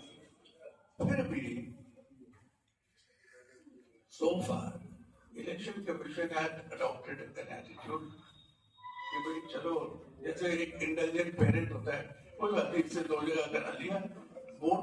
हमको ये पूरा हमारा सिस्टम ये है कि एक ही जगह वोट डाल पाएगा, 2 जगह नहीं वोट डालेगा। तो इसलिए they never took this, they have never lodged any criminal case against any individual for getting registered in more than one place. So it's a matter of the approach which was taken. So I just एक दो points में आपके response में दूंगी और फिर एक final सवाल होगा आपसे और फिर हम खोलेंगे। एक तो हैकाथॉन जो हुआ था, मेरे ही समझ में कई सारे रिस्ट्रिक्शंस रखे गए, जैसे कि आप खोल नहीं सकते ऐसा, इसीलिए कई पार्टी, 2 ही पार्टी आए हैकाथॉन में, क्योंकि हैकाथॉन नाम दिया लेकिन हैक करके दिखाओ, लेकिन उसको छूना या उसको खोलना, कई सारे रिस्ट्रिक्शंस थे हैकाथॉन में, इसीलिए पार्टीज नहीं गए, कई सारे पार्टीज, क्योंकि वो नहीं एक प्रोसेस में भाग लेना चाहते थे जिसमें वो लेजिटिमाइज करे किसी चीज को without any actual contact with the machine. That is my understanding. अब इस बात पे अशोक जी, I think you would agree, but the way you put it, I don't agree with, which is कि कोई भी जनतंत्र में अगर सरकार के खिलाफ कोई शक है या सरकार की कोई पॉलिसी पे शक है, तो उस शक को साबित करना या ना करना नागरिकों की जिम्मेदारी नहीं है, सरकार की जिम्मेदारी है। सरकार, the Caesar's wife should be above suspicion, हमने सुना है ये मुहावरा, which means that as citizens we cannot be playing with this कि कौन सी, शायद उन्होंने ऐसा किया कि ये कंट्रोवर्सी आसान है हैंडल करना, दूसरी कंट्रोवर्सी आसान नहीं है, वो मेरी जिम्मेदारी नहीं है, हम नागरिकों की जिम्मेदारी है। हमें सरकार को समझने की कोई जरूरत नहीं है, सरकार के प्रति एक बहुत ही आप, और this will lead to my final question to you, the fact is कि चुनाव प्रणाली से विश्वास उठ गया है इस देश का, बिल्कुल उठ गया है। कई सारे तथ्य हैं, कुछ सस्पिशंस हैं, कुछ तो अलग अलग तरह के इश्यूज हैं। तो मैं आखिरी सवाल आपसे ये पूछूंगी कि आपकी राय में, क्योंकि आप सरकार में रहे हैं, और आपको क्या लगता है कैसे चुनाव प्रणाली पे विश्वास वापस बहाल किया जाए? इसके लिए कैसे स्टेप्स लेने हैं, किसकी जिम्मेदारी है, पॉलिटिकल पार्टीज को क्या करनी चाहिए? इस सवाल से मैं अपने सवाल पूछूंगी और फिर उनके जवाब के बाद आप पूछ सकते। तो देखिए, जो शक शुबा क्रेडिबिलिटी के सवाल इस वक्त उठे हैं, और मुझे लगता है CSDS ने कोई सर्वे किया था जिसमें पाया कि पहले विश्वसनीयता ECI की बहुत ज्यादा थी, अब कम हो गई। तो 2-3 वजह है, और उन्हीं वजहों को ठीक करने से रेस्टोरेशन ऑफ क्रेडिबिलिटी वाली बात जुड़ी हुई है। एक तो जो मैंने कहा कि ECI का स्ट्रेंथ क्या था, उनका स्ट्रेंथ था कि वो प्रोसीजर्स, बहुत साउंड प्रोसीजर्स बनाते थे हमेशा, जो काम भी करते थे election commission. And in fact if you study the history, then you will find how this institution has evolved and how is it that it acquired so much of credibility that somebody like Hillary Clinton said this is gold standard. आज नहीं कहा था, कई साल पहले कहा था, और वो इसी वजह से कहा था कि इतने सिस्टमैटाइज्ड प्रोसीजर्स हैं कि अगर कोई अध्ययन करे तो आप पाएंगे, जैसे एयरलाइंस इंडस्ट्री है, they are also in a crisis, that's a different matter, But in airlines, nothing can take place or nothing can happen which is not according to a prescribed procedure. ये switch दबाओगे, ये button दबाओगे. इसी तरह election commission के SOPs बहुत comprehensive है और बहुत ज्यादा ट्रेनिंग से वो चीज को ड्रिल करते हैं अपनी स्टाफ के अंदर. और कई बार तो आपको ये जो मतलब हमको ये लगता था कि हम फील्ड में थे, भाई हम इतने मूर्ख हैं क्या कि जो आप हमको ये भी सिखा रहे हो कि कागज को इस तरह से फोल्ड करो, इस तरह से लिफाफे को बंद करो, वगैरह वगैरह. दूसरा ये है which is connected with the procedures. ECI was always a transparent organization. Its approach was inclusive and they were very friendly with the people. कोई भी अगर कोई अपना मसला लेके ECI के सामने जाता था तो उसकी सुनवाई होती थी खुले दिमाग से. कोई सजेशन आता था चाहे पॉलिटिकल पार्टी से हो, किसी से हो, सो दे वर ऑलवेज ओपन माइंडेड. क्यों? जैसा मैंने कहा कि भाई इलेक्शन कमीशन तो सीधा सिटीजन से जुड़ा हुआ है. They are a neutral impartial umpire. वो रूल्स नहीं बनाते, रूल्स सरकार बनाती है, लॉज पार्लियामेंट बनाती है. अगर उनको कोई कमी है तो ECI was always side with people who suggested reforms, and that is why the relationship between the civil society organizations and ECI was very strong at one point in time. Unfortunately, that has weakened because of an atmosphere of suspicion. वो उनके ऊपर शक करते हैं, वो उनके ऊपर शक करते हैं. और ECI मतलब ये तक हो गया कि जो association of democratic reforms, which I think is a pioneer and leading organization in terms of electoral reforms in the country, supreme court के केस में उनकी मंशा के ऊपर शक जाहिर किया कि पता नहीं किसका वेस्टेड इंटरेस्ट सर्व कर रहा है. So that bond has not become feeble. I think it has substantially broken. And that is why there is nobody to speak on behalf. और पहले आप ये मान के चलिए कि ECI की क्रेडिबिलिटी इतनी थी कि लोग उनकी खामियों को नजरअंदाज कर देते थे कि भाई चलो हो गया, इरादा गलत थी. तो ये जो transparency and strength of procedure, जैसे मैंने आपको SIR के एक्सप्लेन किया, क्यों ऐसा सिस्टम आपने बनाया जिसको आप बार बार चेंज करते रहो, क्योंकि आपने उसको ठीक तरह से सोचा नहीं. और इसके अलावा अब आप ये देखिए कि वो तो अंपायर है और जो खिलाड़ी हैं वो पॉलिटिकल पार्टीज हैं. वोटर्स अलग और पॉलिटिकल पार्टीज अलग. तो अब ये देखा गया है पिछले कई सालों से कि political parties they want to win the game at any cost.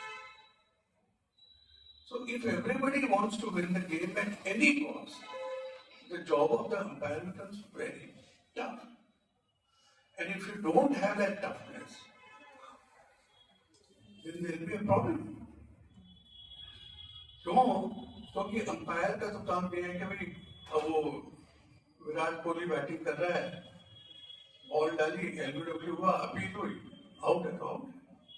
वो ये थोड़ी देखेगा कि अरे सारी दुनिया तो विराट कोहली को देखने रही है, इसको अगर आउट दे दूंगा तो लोग नाराज हो जाएंगे. For you everyone is equal, has to be equal. So unless you have that approach that I am a neutral umpire and I don't care when there is an election, all candidates are equal. And I have to do it in the best judgment. As far as scheduling, you raise the issue of scheduling. तो scheduling में पहले election commission जब schedule करता था तो state की police काम करती थी, सिक्योरिटी अरेंजमेंट्स. फिर धीरे धीरे सब स्टेट से कहना शुरू कर दिया कि नहीं, आप तो पैरामिलिट्री फोर्सेस आएंगे, तो वो एक अलग मसला है। It has become a big issue. Paramilitary forces कितनी हैं, कहाँ से आएंगी, उनकी अपनी जिम्मेदारी अलग है। इलेक्शन के टाइम उनको कितनों को अपनी ड्यूटी से विड्रॉ कर सकते हो, फिर उनको एक जगह से दूसरी जगह ले जाओगे, तो ये सब इश्यूज हैं। इसके मायने कतई ये नहीं है कि 2 महीने तक इलेक्शन चले, फिर भी रिफॉर्म किया जा सकता है। In spite of all these compulsions, there is a lot of scope for reform. But reform करेगा कौन? क्योंकि अब आप सारे पढ़े लिखे लोग हैं, सारी पॉलिटिकल पार्टीज के इलेक्शन मैनिफेस्टोज 1951 से लेके अब तक का छानबीन कर लीजिए, किसने इलेक्टोरल रिफॉर्म की बात की है? Hardly 1 or 2 somebody might have mentioned. ये वो सब कहने की बात है। ये जो इलेक्टोरल बॉन्ड्स हैं, ये भी इलेक्टोरल रिफॉर्म के नाम पे जाएंगे।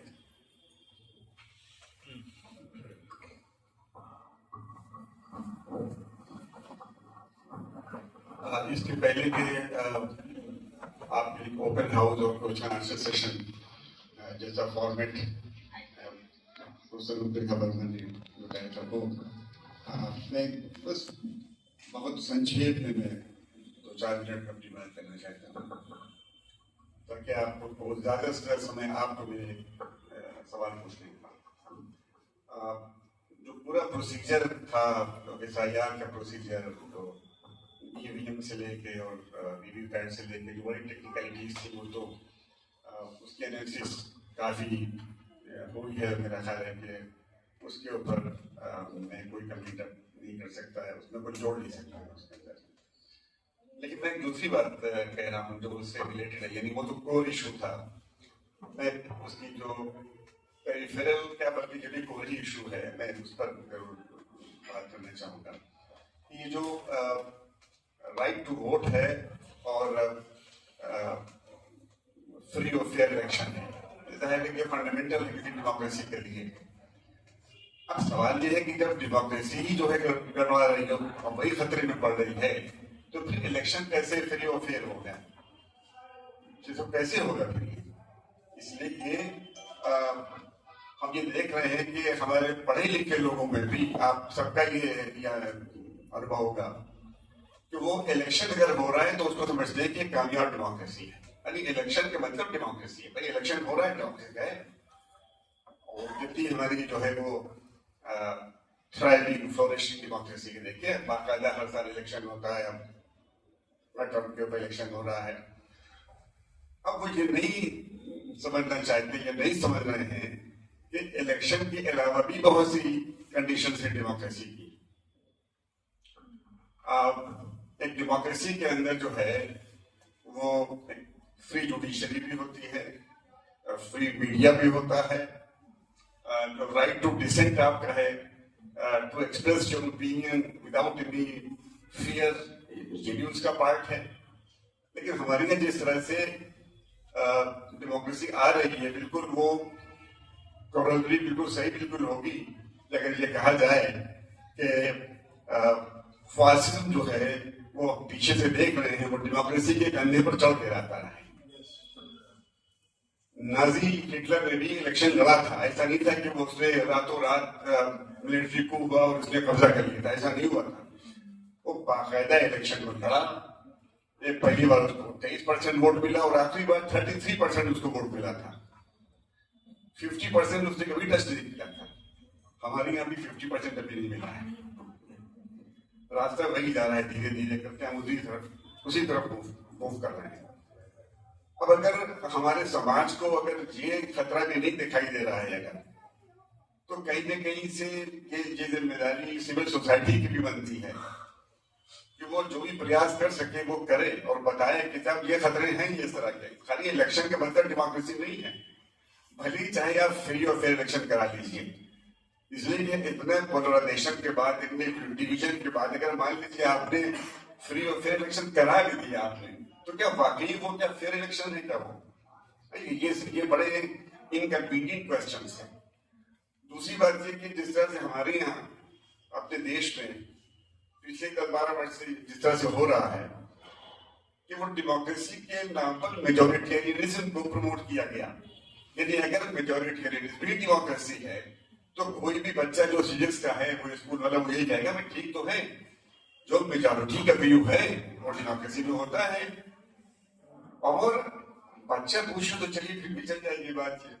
जब हाईकोर्ट का जस्टिस जज हाईकोर्ट के प्रीमिसेस में एक फंक्शन में ये कहता है, I am referring to justice Shekhar Yadav, Allahabad high court के प्रीमिसेस में उसने ये कहा कि अब देश जो है वो बहुसंख्यक समुदाय के मुताबिक चलेगा, यानी संविधान भाग में जाए, हमें कोई मतलब नहीं।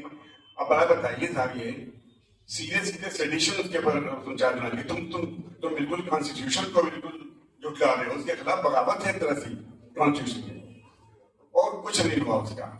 ठीक, कोर्ट में भी थी, सुप्रीम कोर्ट ने बुलाया उसको, पता नहीं बंद कमरे में क्या समझाया क्या नहीं समझाया, फिर उसके वो कुछ नहीं हुआ, फिर आ गए वापस यहाँ पर। तो अब हालात इस तरह के अब हैं। तो कुछ इश्यूज और भी हैं। प्रोफेसर निकिता मेनन ने जो माइनॉरिटीज की बहुत सी एप्रीहेंशन थी जो उनकी बात की, मैं उसमें जोड़ूंगा उसके अंदर। ये पुराना एप्रीहेंशन एक है माइनॉरिटीज में कि जो ये डिलिमिटेशन जो होता है, ये रीड्राइंग की बाउंड्रीज ऑफ कॉन्स्टिट्यूएंसी, जब मैं उसके बारे में पढ़ रहा था तो मैं एक टर्म देखा, ग्रेग मैंडरिंग, जिसके 1812 में मैसेच्यूसेट्स में इस तरह से वो जो ग्रेग था गवर्नर वहां का, उसने इस तरह से रीड्रॉ की थी कॉन्स्टिट्यूएंसीज को जिसमें उसी की पार्टी जीती।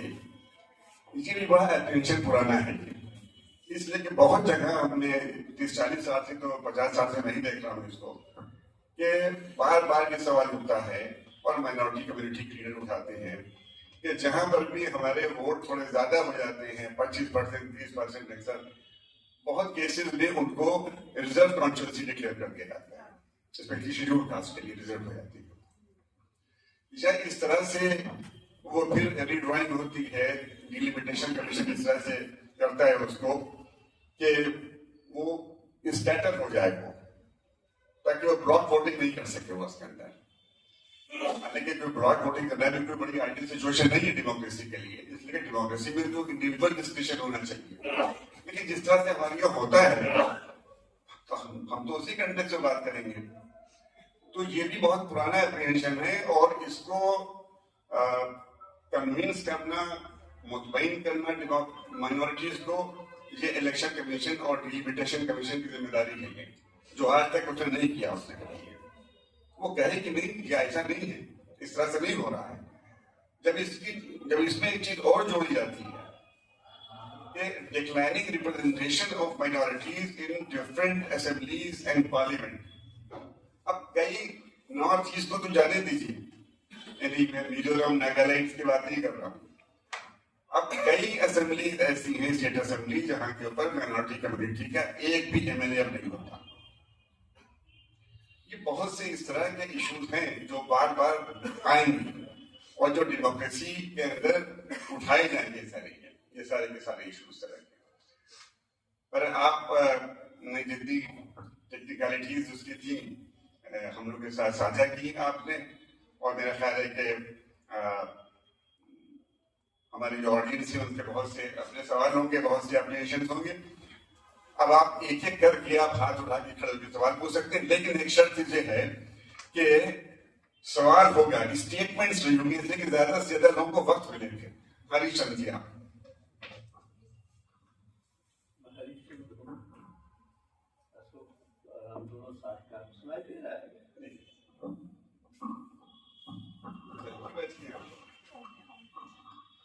दोनों साथ काम किए हैं यार। एक तो पहले मैं अभी उत्तर प्रदेश में अभी सरकार राष्ट्रीय का प्रोसीजर चल रहा है। अभी हमारे पास लो आया तो सूची होती है कि इलेक्टर होने के लिए आपको क्या क्या सबूत देने पड़ेंगे। मुझे देख के बड़ा ताज्जुब हुआ, जब आप लोगों को भी याद होगा सुप्रीम कोर्ट की सुनवाई हो रही थी, सुप्रीम कोर्ट ने इलेक्शन कमीशन से पूछा कि आप आधार को क्यों, जो सरकार ने बनाया, ये सरकार का बनाया हुआ ने पहले ही उस आधार कार्ड बनाने के प्रोसीजर उसमें क्या डाला गया है, जो इलेक्शन कमीशन कह रहा है उससे आप अपने आप में सस्पिशन हो जाता है कि कहीं न कहीं गड़बड़ घोटाला है। उसमें मैंने ये कॉलम, उसमें और बहुत सारी बातें हैं कि आप हाई स्कूल में पास किए थे उसकी सर्टिफिकेट दीजिए, तो नेचुरली हम लोग को पास करते करते IAS हुए, IAS होने के बाद रिटायर्ड भी हो गए, तो ये सारे पास सरकार के रिकॉर्ड में बहरहाल सभी लोगों के पास रिकॉर्ड नहीं हो, तो मैंने सेफ कोर्स में उसमें आधार कार्ड का भी था, यह स्पष्ट रूप से लिखना चाहिए कि कोई भी सिटीजन अगर आधार कार्ड प्रस्तुत करता है तो उसको इलेक्टोरल रोल में दर्ज कर लेना चाहिए। लेकिन उसमें इलेक्शन कमीशन ने फिर ब्ला ब्ला कर दिया, यानी पता नहीं क्या बीच बीच में लिखा है। आप पूरी किताब उठा के, हम लोग तो पढ़े लिखे लोग हैं, कि क्या इलेक्शन कमीशन ने क्या सर्कुलर जारी किया है, ये आम नागरिक के लिए तो संभव नहीं है। तो अपने आप ही सस्पिशन पैदा होता है कि कहीं दाल में काला है। दूसरा प्रश्न ये था कि आपने भी देखा, हमने भी देखा, हम लोगों ने इलेक्शन कराए हैं, और ये मैंने दूसरी बात देखी कि जब ECI का, इलेक्शन कमीशन का जब सिलेक्शन होता है, तो कभी आज तक आजादी के बाद से कभी भी लोगों ने इलेक्शन कमीशन पर उंगली नहीं उठाई। पहली बार सुप्रीम कोर्ट में पिटीशन फाइल किया गया कि रूल बना दे, उसमें चीफ जस्टिस को भी रखने की बात थी। आखिर क्या प्रॉब्लम होती थी कि अगर चीफ जस्टिस रहते, जैसे आपने कहा कि बहुत सारे रिकॉर्ड होते हैं, कोई फर्क पड़ने नहीं जा रहा था, लेकिन अगर सरकार इस बात को मान भी लेती, चीफ जस्टिस रहती, तो क्या होता। हालांकि वो बड़ा एब्सर्ड है, उसको मैं नहीं कोट करूंगा, सीरियस वाइज का वो आउटडेटेड हो गया है। ये established principle है कि justice is not to be done but it should appear to be done।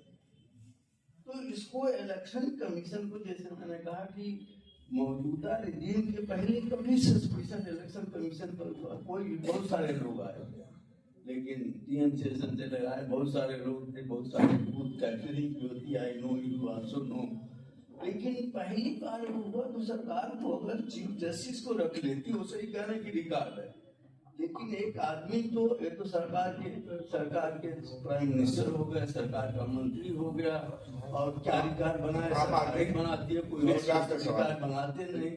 तो ये सारे प्रश्न हैं जो सरकार की तरफ इंगित करते हैं कि सरकार का इरादा खराब है, और कोई फ्री एंड फेयर जो कॉन्स्टिट्यूशन में दिया है, free and fair election commission कराने की कोई गुंजाइश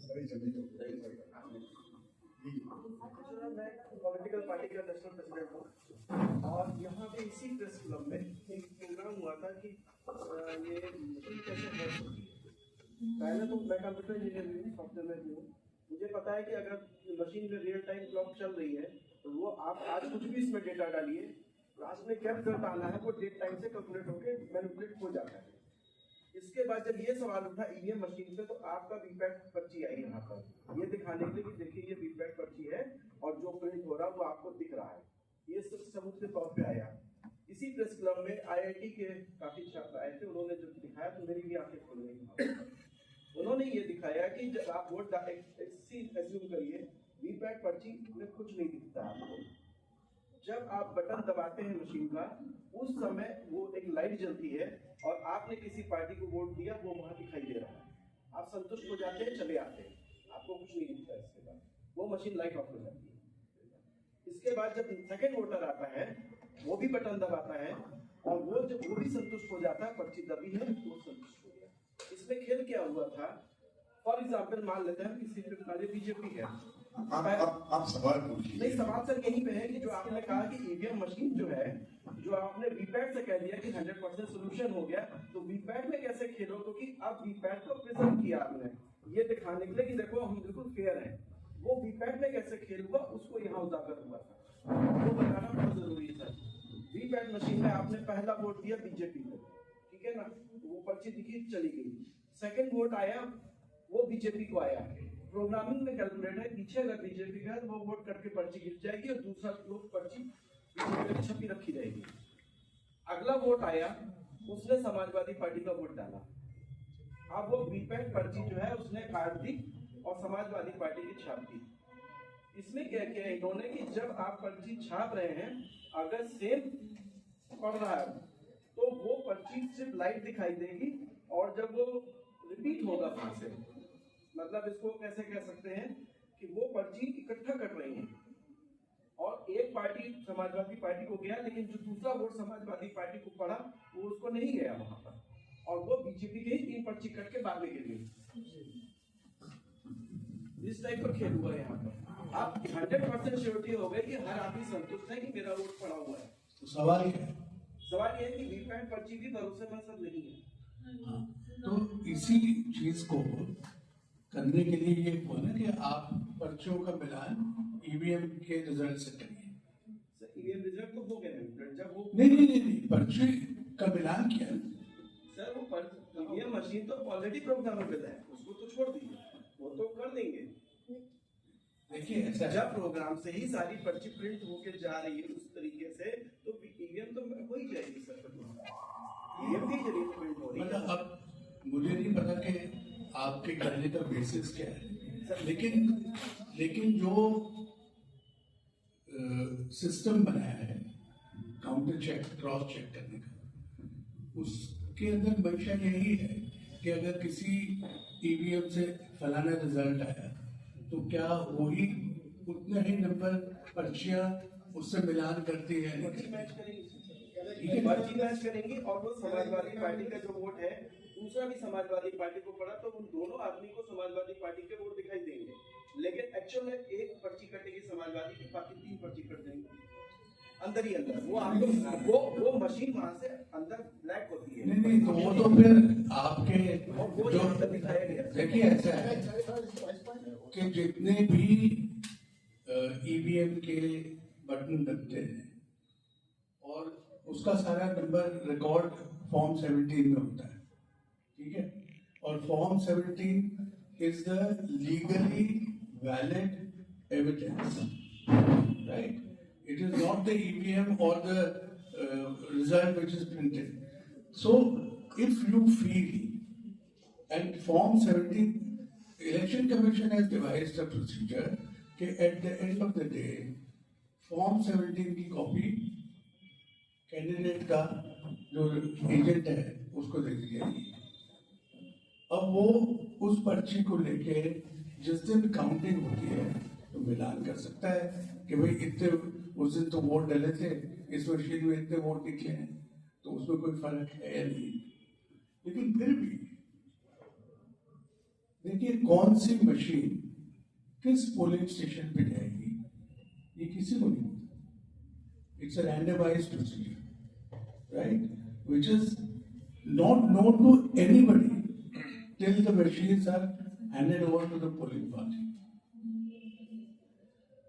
Secondly, till the candidature is finalized, which means after the day of the withdrawal,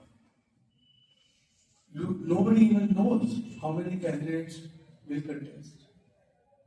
और वो जब कैंडिडेट्स की लिस्ट बनती है उसके बाद में ईवीएम को किया जाता है कि कौन सा बटन किसके ऊपर आएगा।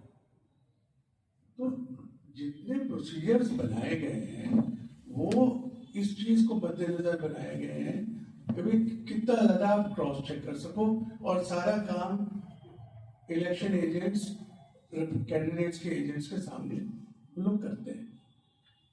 उसके अलावा भी कहीं पे हो सकता है कोई मैनिपुलेशन किसी ने किया, I am not denying that, but the point is that if now you are raising an issue कि वो तो दोनों को कॉम्प्रोमाइज करेंगे, ईवीएम को भी और वीवीपैट को भी कॉम्प्रोमाइज करेंगे, तो अब लिहाजा बैलेट पेपर पे चले आइए। जबकि पॉलिटिकल पार्टीज ये डिमांड कर रही है कि जो पर्चियां निकली है वीवीपैट में उनकी गिनती करिए।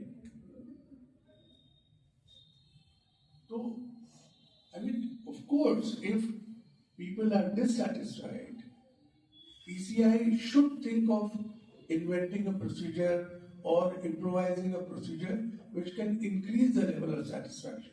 It is not possible that 100% people will be satisfied always. Some people will remain dissatisfied. That's all right. But the effort has to be to convince, because election commission का डायलॉग जो है वो political party से होता है, एक voter से नहीं होता है. And political parties are supposed to represent the interest of the people. So all these procedures which have been devised, they are devised after consulting the political parties. एक चीज मैं आपको और बताता हूँ जो हमको इसलिए ध्यान में रखना चाहिए कि अब ये देखिए, आर्किटेक्चर ये है कि एक इलेक्शन कमीशन ऑफ इंडिया है, उसके मुलाजिम कितने हैं? 600-700. और जब जनरल इलेक्शन होता है तो उसमें कितने मुलाजिम लगते हैं? 1,40,00,000. 11 लाख के करीब पोलिंग स्टेशन बनते हैं और करीब तकरीबन 10 मुलाजिम एक पोलिंग स्टेशन के लिए लगते हैं. उसके अलावा other supervisory, security, this that and that. So that many number of people are involved. Where do they come from? They belong to the government, either the state or the central government. But the reason why they are expected to work as per the constitutional provisions and safeguards is their election.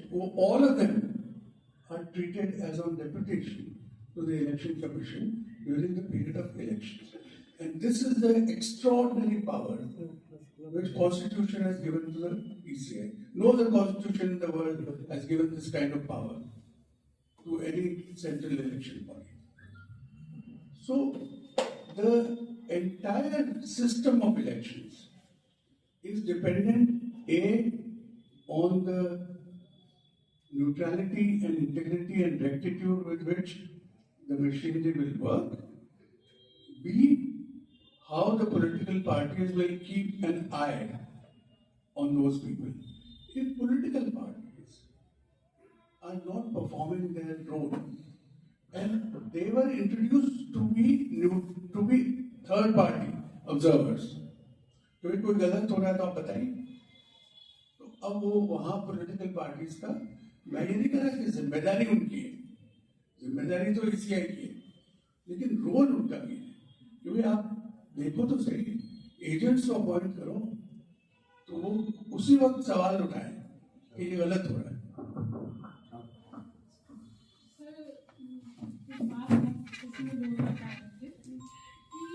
शक sir हम लोग का तब और बढ़ जाता है जब हमारे गांव मुसलमानों का गांव है, सभी मुसलमान रहते हैं और कभी कोई सर बीजेपी को वोट नहीं देता. और पिछले चुनाव में 50% से ज़्यादा वोट बीजेपी को पड़ गए. ये कैसे हुआ? हम इसको शक ना करें तो सर क्या करें? और ना तब वो बीजेपी के थे ना अब है बीजेपी के, तो हमारा वोट कैसे चला है? तो हम इसको कैसे ट्रांसपेरेंट माने सर? इसके बारे में I wish I could reply to this, लेकिन जो आप बात करेंगे अनफॉर्चुनेटली उसका कोई प्रमाण नहीं.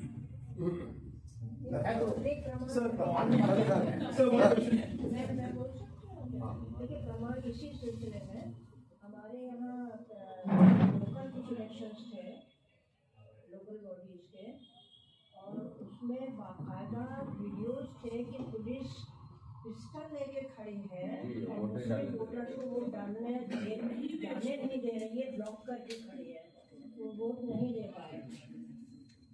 विपक्षी पार्टियों ने फौरन ही वीडियो वगैरह प्रूफ के साथ ही सबमिट किया, कुछ नहीं. तो बात अब यहाँ इलेक्शन कमीशन और मशीन से हट के एक वाइडर पर्सपेक्टिव में है कि सरकार क्या एक दादागिरी का काम कर रही है. असल में मशीन से ज़्यादा बात वहाँ पहुँचती है. और इलेक्शन कमीशन, आपने जो बार बार कहा है, आप बार बार ये कह रहे हैं कि इलेक्शन कमीशन की ये जिम्मेदारियाँ हैं, उन्हें सुनना चाहिए. तो इसमें कोई किसी को शक नहीं होना चाहिए कि आप ये नहीं सोच रहे हैं कि उनकी जिम्मेदारी है. लेकिन सवाल ये है कि अगर हर जगह खरीद फरोख्त चल रही है या धमकी से काम चल रही है तो वो बेसिक डेमोक्रेसी का सवाल यहीं पर है। और वो शायद मशीन का भी उतना सवाल नहीं बनता है और इलेक्शन कमिश्नर का भी उतना सवाल होता है कि आप जिस जगह पर हैं। वे सवाल ये है कि आप थे एक इलेक्शन कमिश्नर आप थे, जो भी हुआ वो अंदर की बात ना हम पूछना चाहेंगे ना, लेकिन ये है कि उस समय हम लोग यही खबरें पढ़ते थे, जो कि अखबार थोड़ा बहुत देते थे तब भी कुछ, अब बिल्कुल नहीं देते, कि जो भी मैल प्रैक्टिसेस की कंप्लेंट आई, जो एक प्रोसीजर है, कॉन्स्टिट्यूशनल प्रोसीजर है, उसमें दो और एक का रिविजन हो जाता था। आप उनको सीरियसली लेते रहे कंप्लेंट्स को, फिर जो भी हुआ वो आपकी प्राइवेट लाइफ की बात है। तो सवाल ये है कि वो पूरा जो एक सिस्टम इस समय ऑपरेट कर रहा है, वो जो अल्टीमेटली सवाल गवर्नमेंट को आता है। वोटिंग में के सवालों में केवल इलेक्शन कमिश्नर की ही बातें कर रहे हैं, मशीन की बात कर रहे हैं। बात असल में जो है वो ये है कि सरकार क्या कर रही है। तो आपकी बात से मैं पूरी तरह से इत्तेफाक करता हूं, लेकिन मैं एक चीज सिर्फ कहूंगा कि सरकार की नहीं जिम्मेदारी इलेक्शन कमीशन की, सरकार की जिम्मेदारी नहीं है। वहाँ स्पाइन ना हो तो फिर ठीक क्या है, करें? तो इलेक्शन कमीशन की जिम्मेदारी पूरी तरह से है। और तभी मतलब ये सब जो आप किससे सुनते हैं कि भाई फलाने के टाइम में ये नहीं होता था, फलाने के टाइम वो नहीं होता था, वो इसीलिए नहीं होता था क्योंकि एक साख बनी हुई थी कि भाई इसमें गड़बड़ नहीं कर सकते, तो इलेक्शन कमीशन हमको नहीं बख्शेगा। तो ये अब साख वाली बात है कि कितना वो असर्ट करते हैं अपने आप को। और तीसरी चीज मैं आपको ये बताऊं कि देखिए क्या है, एक होता है लेटर, एक होती है spirit. The law has a letter and the law has a spirit.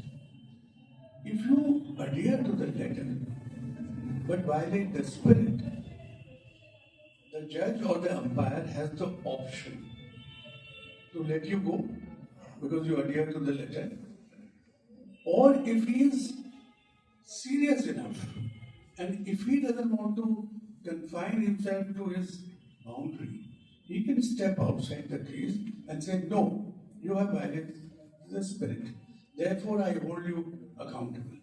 अब अनफॉर्चुनेटली अगर कोई अपने दायरे से थोड़ा सा बाहर नहीं निकलना चाहता तो आप क्या करेंगे? और मैंने फिर आपको वही जो एग्जाम्पल में दे रहा था, तो एक इंग्लैंड के बड़े मशहूर क्रिकेटर हुए सर वॉल्टर ग्रेस, तो जब वो रिटायर होने वाले थे तो उनके गांव वालों ने उनको बुलाया एक एग्जीबिशन मैच खेलने के लिए, और वो गए और पहली बॉल पे आउट हो गए, तो अंपायर ने उनको आउट दे दिया। तो sir Grace went to the umpire and told him that do you think they have come to see your umpiring?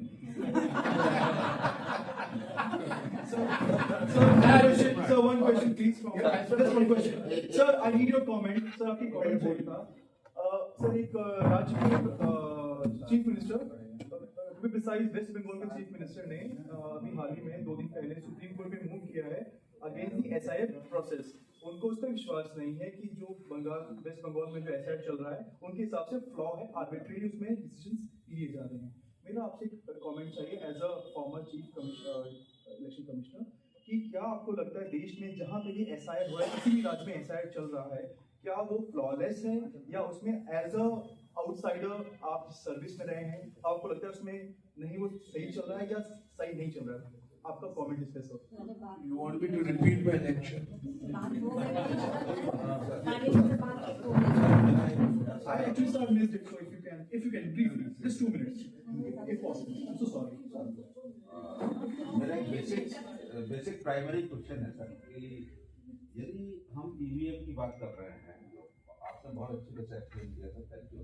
और कुछ अभी भी थोड़ा सा डाउट है हम लोगों के कि ये मसला सर क्या सॉफ्टवेयर का ज़्यादा है? यदि मैं ऐसी मशीन क्रिएट करता हूँ सर, बेसिक प्रिंसिपल के खिलाफ नहीं जा रहा है कि any machine can be hack. यदि हम मशीन है तो वो हैक हो सकती है, मैनिपुलेट हो सकती है, हैक हो सकती है और समथिंग जो भी कर, आप उसमें सॉफ्टवेयर ऐसा डेवलप कर दें, सॉफ्टवेयर को कोई देखता नहीं है, सब कुछ आपने प्रोसीजर सब कुछ चेक किया, वोटिंग भी सही हो रही है, ईवीएम में काउंटिंग भी सही है। आपने केवल काउंटिंग के समय जो सॉफ्टवेयर यूज किया उसमें केवल हम दिखा रहे जहां पे बीजेपी आएगा, जो भी काउंट आएगा उसका 100 की जगह 1000 करना है। हमने एक ऐसा डेवलप कर दिया सॉफ्टवेयर 2+2=5 जनरेट करेगा और ये बहुत इजी चीज है सर। इसमें क्या कहीं है जो सोर्स कोड की बात हो रही है जिसको ज्यादातर बताया नहीं जा रहा है या डर रहे हैं, जो भी कारण हो। दूसरी बात, कुछ हम लोगों के दोस्त वगैरह जो ड्यूटी करते हैं, जैसे अधिकारी वगैरह बनते हैं, उनकी शिकायतें हम लोग से हैं कि हम लोग जैसे बोलते रहते हैं कहीं भी, तो कहते हैं कि इस तरह की बातें करो, उनके साथ कोई बाउंडेशन होती है। वो शिकायत यदि उस समय लेके जाए वोटिंग के समय, तो उनका डीएम उनको डांटता है कि नौकरी चली जाएगी, साथ रहो। तो ये मैं सब खूब बता रहा हूँ, मैं अब नाम नहीं ले सकता, इंजीनियर मेरे साथ भी बोले कि वहाँ। और इसके बाद जो पोलिंग बूथ के एजेंट होते हैं, जब काउंटिंग होती है, तो यदि कोई मशीन पूरे गांव में वोटर 700 है और पता चला उसका काउंटिंग 1200 हो रही, तो ये सर ये जो मैनिपुलेशन हो कैसे होगा। तीसरी बात, बैटरी का इश्यू सर, बहुत सी जगह शिकायत है और ज्यादातर सोशल मीडिया में भी है और कुछ लोग बोल भी रहे मुखर हो गए कि बैटरी चार्ज 95% एंड अबव कैसे मिल जा रहा है। यदि पूरे दिन वो मशीन चली है और बाद में पैक होकर केवल सील बंद हो गई है, तो 95% कौन सी बैटरी हम लोग के मोबाइल में भी आ जाए। तीसरी बात सर कि ये आर्गूमेंट कि चुनाव आयोग, चौथी बात चुनाव आयोग की ये बात कि ईवीएम से अब हम उसमें नहीं जा सकते हैं बैलेट पेपर में, क्योंकि बैलेट पेपर में तो बड़ा लूटमाट होती थी और बूथ कैप्चरिंग होती थी इत्यादि इत्यादि। सर ये उससे ज्यादा मानसिक हत्या का केस बनता है यदि हम होटल से पूरा डेमोक्रेसी पूरी डेमोक्रेसी जिसका कोई एविडेंस नहीं है, केवल सॉफ्टवेयर की तरफ से, तो सर ये ज्यादा खतरनाक है। यदि डेमोक्रेसी यदि है देश में बची है या हम लोग विश्वास करते हैं, तो यदि ओपिनियन ज्यादा इंपॉर्टेंट होता है, आम पब्लिक आप जो हैं उनसे आप सर्वे करवा लीजिए, वो इसके खिलाफ, यदि खिलाफ है कोई भी प्रणाली तो उसको बदलना क्यों नहीं चाहिए। आप इतने महत्वपूर्ण पद पर रहे हैं सर, ये हम लोगों को जो आम पब्लिक है उसको ये आंसर जरूर कर दीजिए। और सीए क्या सॉरी जो एसआईआर हो रहा है वो सीए तो वो कर नहीं पाए, तो उसके लिए क्या ये ट्रेनिंग है, ट्रेनिंग हुई है क्या sir? Thank you very much. तो देखिए जैसे ये पंखा है, जी सर, इसको आप हैक कर सकते हो, ये मशीन है सर, लेकिन इसका हम मशीन है, इलेक्ट्रिसिटी को हैक कर सकते हैं सर। आप करो ना। हाँ सर, मैं यहाँ से अपना जो मुझे होगा वायर, देखिए ऐसा है, नहीं वो जब तक करेगा, आप क्यों करेंगे? जब तक इसके अंदर हाँ कोई ऐसा सिस्टम नहीं होगा जो सिग्नल रिसीव करे, जी, तब तक आप इसको हैक नहीं कर पाएंगे। ठीक है, इसकी काउंटिंग का बात आप है। सुनिए सही, पहली बात तो यह है कि आई am not a spokes person of the election, ठीक है, आई एम नॉट, लेकिन मैं ये समझता हूँ मेरा फर्ज है कि मैं रैशनल चीजें कहूँ, ठीक है। मैं ये नहीं कहना चाहता कि जज्बाती बात कह दो और शक के बेसिस पे, जो मुझे पता है, जितना मुझे पता है उस हिसाब से मैं आपको एक रैशनल बात बता दूं। लेकिन बहुत सी ऐसी चीजें जो मुझे मेरी जानकारी से भी बाहर हो सकती है, आपको ज्यादा जानकारी होगी, मुझे नहीं पता। मुझे जानकारी नहीं है, लेकिन सुनिए, तो जो जब ईवीएम बनाई गई तो वो माना जाता था कि it is just a mechanical machine and it doesn't speak to anyone, it doesn't interact with anyone. वो तो जब वीवीपैट वगैरह आया तब वो एक कनेक्टिविटी उसके अंदर एस्टैब्लिश हुई and it was held as a system which has brought in lot of efficiency in the electoral process. अब बात रही कि भाई should we go back to ballot paper? Yes, if the people of the country feel that we want to go back to a system, it should be considered. But the point is, who represents the people? Election Commission कोई एक plebiscite तो नहीं कराएगा कि भाई vote कैसे करना है, क्योंकि अल्टीमेटली कानून बनेगा। कानून इलेक्शन कमीशन नहीं बनाता, पार्लियामेंट बनाती है। पार्लियामेंट में कौन बैठता है? पॉलिटिकल पार्टीज बैठती है। वो आपके नुमाइंदे हैं. So the political parties have to evolve a consensus that this is the direction in which we want to go. When EVMs were introduced, बाकायदा एक consensus हुआ, तभी लॉ बदला गया. तो ये कहना कि बैलेट पेपर पे नहीं जा सकते या जा सकते हैं, ये तो मतलब it is beyond my pay grade to say that. Yes, if a system has to be changed, it has to be changed with full consultation and after making sure that the alternative is better than the existing system. Counting वाला sir, counting software वो नहीं जवाब है, नहीं वो जवाब. Sir मेरा नाम अंकिता शर्मा है, मैं यूनिवर्सिटी ऑफ लखनऊ में रिसर्च कर रहा हूँ. क्वेश्चन है, मेरे 2 सवाल हैं सर. सबसे पहला आपसे कि that in your opinion what is the biggest gap between the idea of democracy in India and it's practice, and how do we bridge this gap beyond electoral reforms and through electoral reforms? Ma'am, आपसे मेरा question है कि in the current political climate where dissent is looked down upon, often termed as anti-national, in the times where media narratives they shape our opinions and we often fall prey to those narratives. How do we reclaim the agency and the legitimacy of dissent and disagreement so that this democratic citizenship can be saved and safeguarded from manufactured concept? नहीं sir, एक सवाल आपसे था.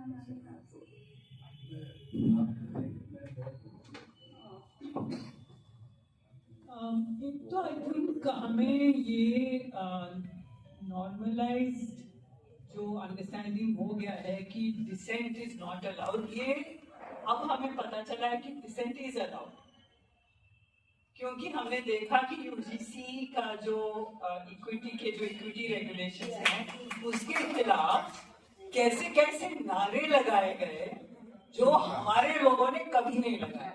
सीधे नाम ले के वो कर रहे थे, हमें 10 साल के लिए जेल भेजते थे अब तक, और फौरन उसको सुप्रीम कोर्ट ने भी मतलब अपना काम किया, क्योंकि सबसे पहली बात यह है कि सारे इंस्टीट्यूशंस एक हो गए हैं इस देश में. Separation of powers is a myth. हर इंस्टीट्यूशन अब सरकार की है. सो लेट्स जस्ट अंडरस्टैंड कि it's not true that dissent is not allowed. पहली बात. अब रही हमारी डिसेंट हिंदू राष्ट्र के खिलाफ, क्रोनी कैपिटलिज्म के खिलाफ, एंटी इकोलॉजिकल मेजर्स के खिलाफ, जो भी हमारे पितृसत्ता के खिलाफ, ब्राह्मणिकल हिंदुइज्म के खिलाफ, ऑल दीस थिंग्स. ये डिसेंट जो अलाउड नहीं है, हमें तरीके निकालने हैं जिससे कि हम ये डिसेंट करते रहे. अब ये पूरे हॉल में एक डिसेंट है, तो हमें, मैं क्या कहूँ, हमें करते रहना चाहिए. जरूरी नहीं कि हर बार नारे के जरिए या हर बार बहुत ही डायरेक्टली कहना जरूरी नहीं है. हम फैशिज्म में रह रहे हैं. आप लोग उत्तर प्रदेश में बिल्कुल बीटिंग हार्ट ऑफ हिंदू राष्ट्र में स्थापित है.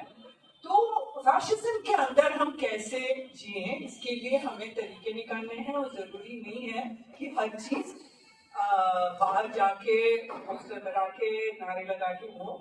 तरह तरह के डिसेंट हैं और वो हम ऐसे पब्लिकली नहीं डिस्कस कर सकते. वो तरीके क्या है, वो तरीके निकालने होंगे जो कि डेमोक्रेटिक हो, लीगल हो, नॉन वायलेंट हो, और वो क्या कैसे हम करें. अब जैसे कल्चर को लेके मुझे लगता है जब भी मैं बहुत ही मायूस हो जाती हूँ कि कुछ नहीं बचा है, तब जाके थिएटर के जरिए, संगीत के जरिए बहुत ही जवान लोग जगह जगह वर्कशॉप कर रहे हैं, प्लेस कर रहे हैं, गांव में जा रहे हैं. और ऐसा नहीं कि वो हर चीज एंटी सरकार है, वो आर्ट के जरिए एक क्रिटिकल थिंकिंग वो बना रहे हैं जो कि यूनिवर्सिटीज में अब अलाउड नहीं है, मीडिया में अलाउड नहीं है, लेकिन quietly people are doing this. तो we have have to find new ways of working under fascism, and we have to give up the idea कि ये अब भी democracy है, नहीं है democracy. And sometimes I feel, you know, Ashok ji, कि मेरे जैसे योगेंद्र यादव की मेरा दोस्त है, तो मेरे कई दोस्त हैं जो बहुत ही ऐसी reasonably बात करते हैं, and I understand that, और मैं बहुत ही जज्बाती हो जाती हूँ. हम जैसे लोग यहाँ जज्बाती हो जाते हैं और वो हमें शांत कराते हैं. मुझे कभी-कभी ऐसा लगता है, ये ऐसा नहीं है कि जब एक बहुत ही बुरी शादी में फंसी लड़की घर जाके कहती कि फिर उसने मुझे मारा, तो पिता कहते हैं कि शायद वो उस दिन तुमने रोटी ठीक नहीं बनाई थी, शायद उस दिन तुमने दाल में नमक ज्यादा डाला था. तो वो थोड़ा इंस्टीट्यूशन ऑफ मैरिज पे विश्वास कायम रखने की कोशिश में रहते हैं. I feel that very people of great integrity, such as Mr. Lavasa, such as Yogendra Yadav, great integrity, honestly, please don't misunderstand. They fear, I think the fear is genuine, कि एक बार इन्होंने ये विश्वास छोड़ा तो बाकी क्या रह गया है, वो हम सब, तो हमें एक ruins में सोचना पड़ेगा. We are in the ruins and some of us feel ruins हैं, और बहुत सारे लोग of integrity बिलीव की रूइंस तक पहुंचे नहीं हैं अभी तक. हमें फर्क बस ये.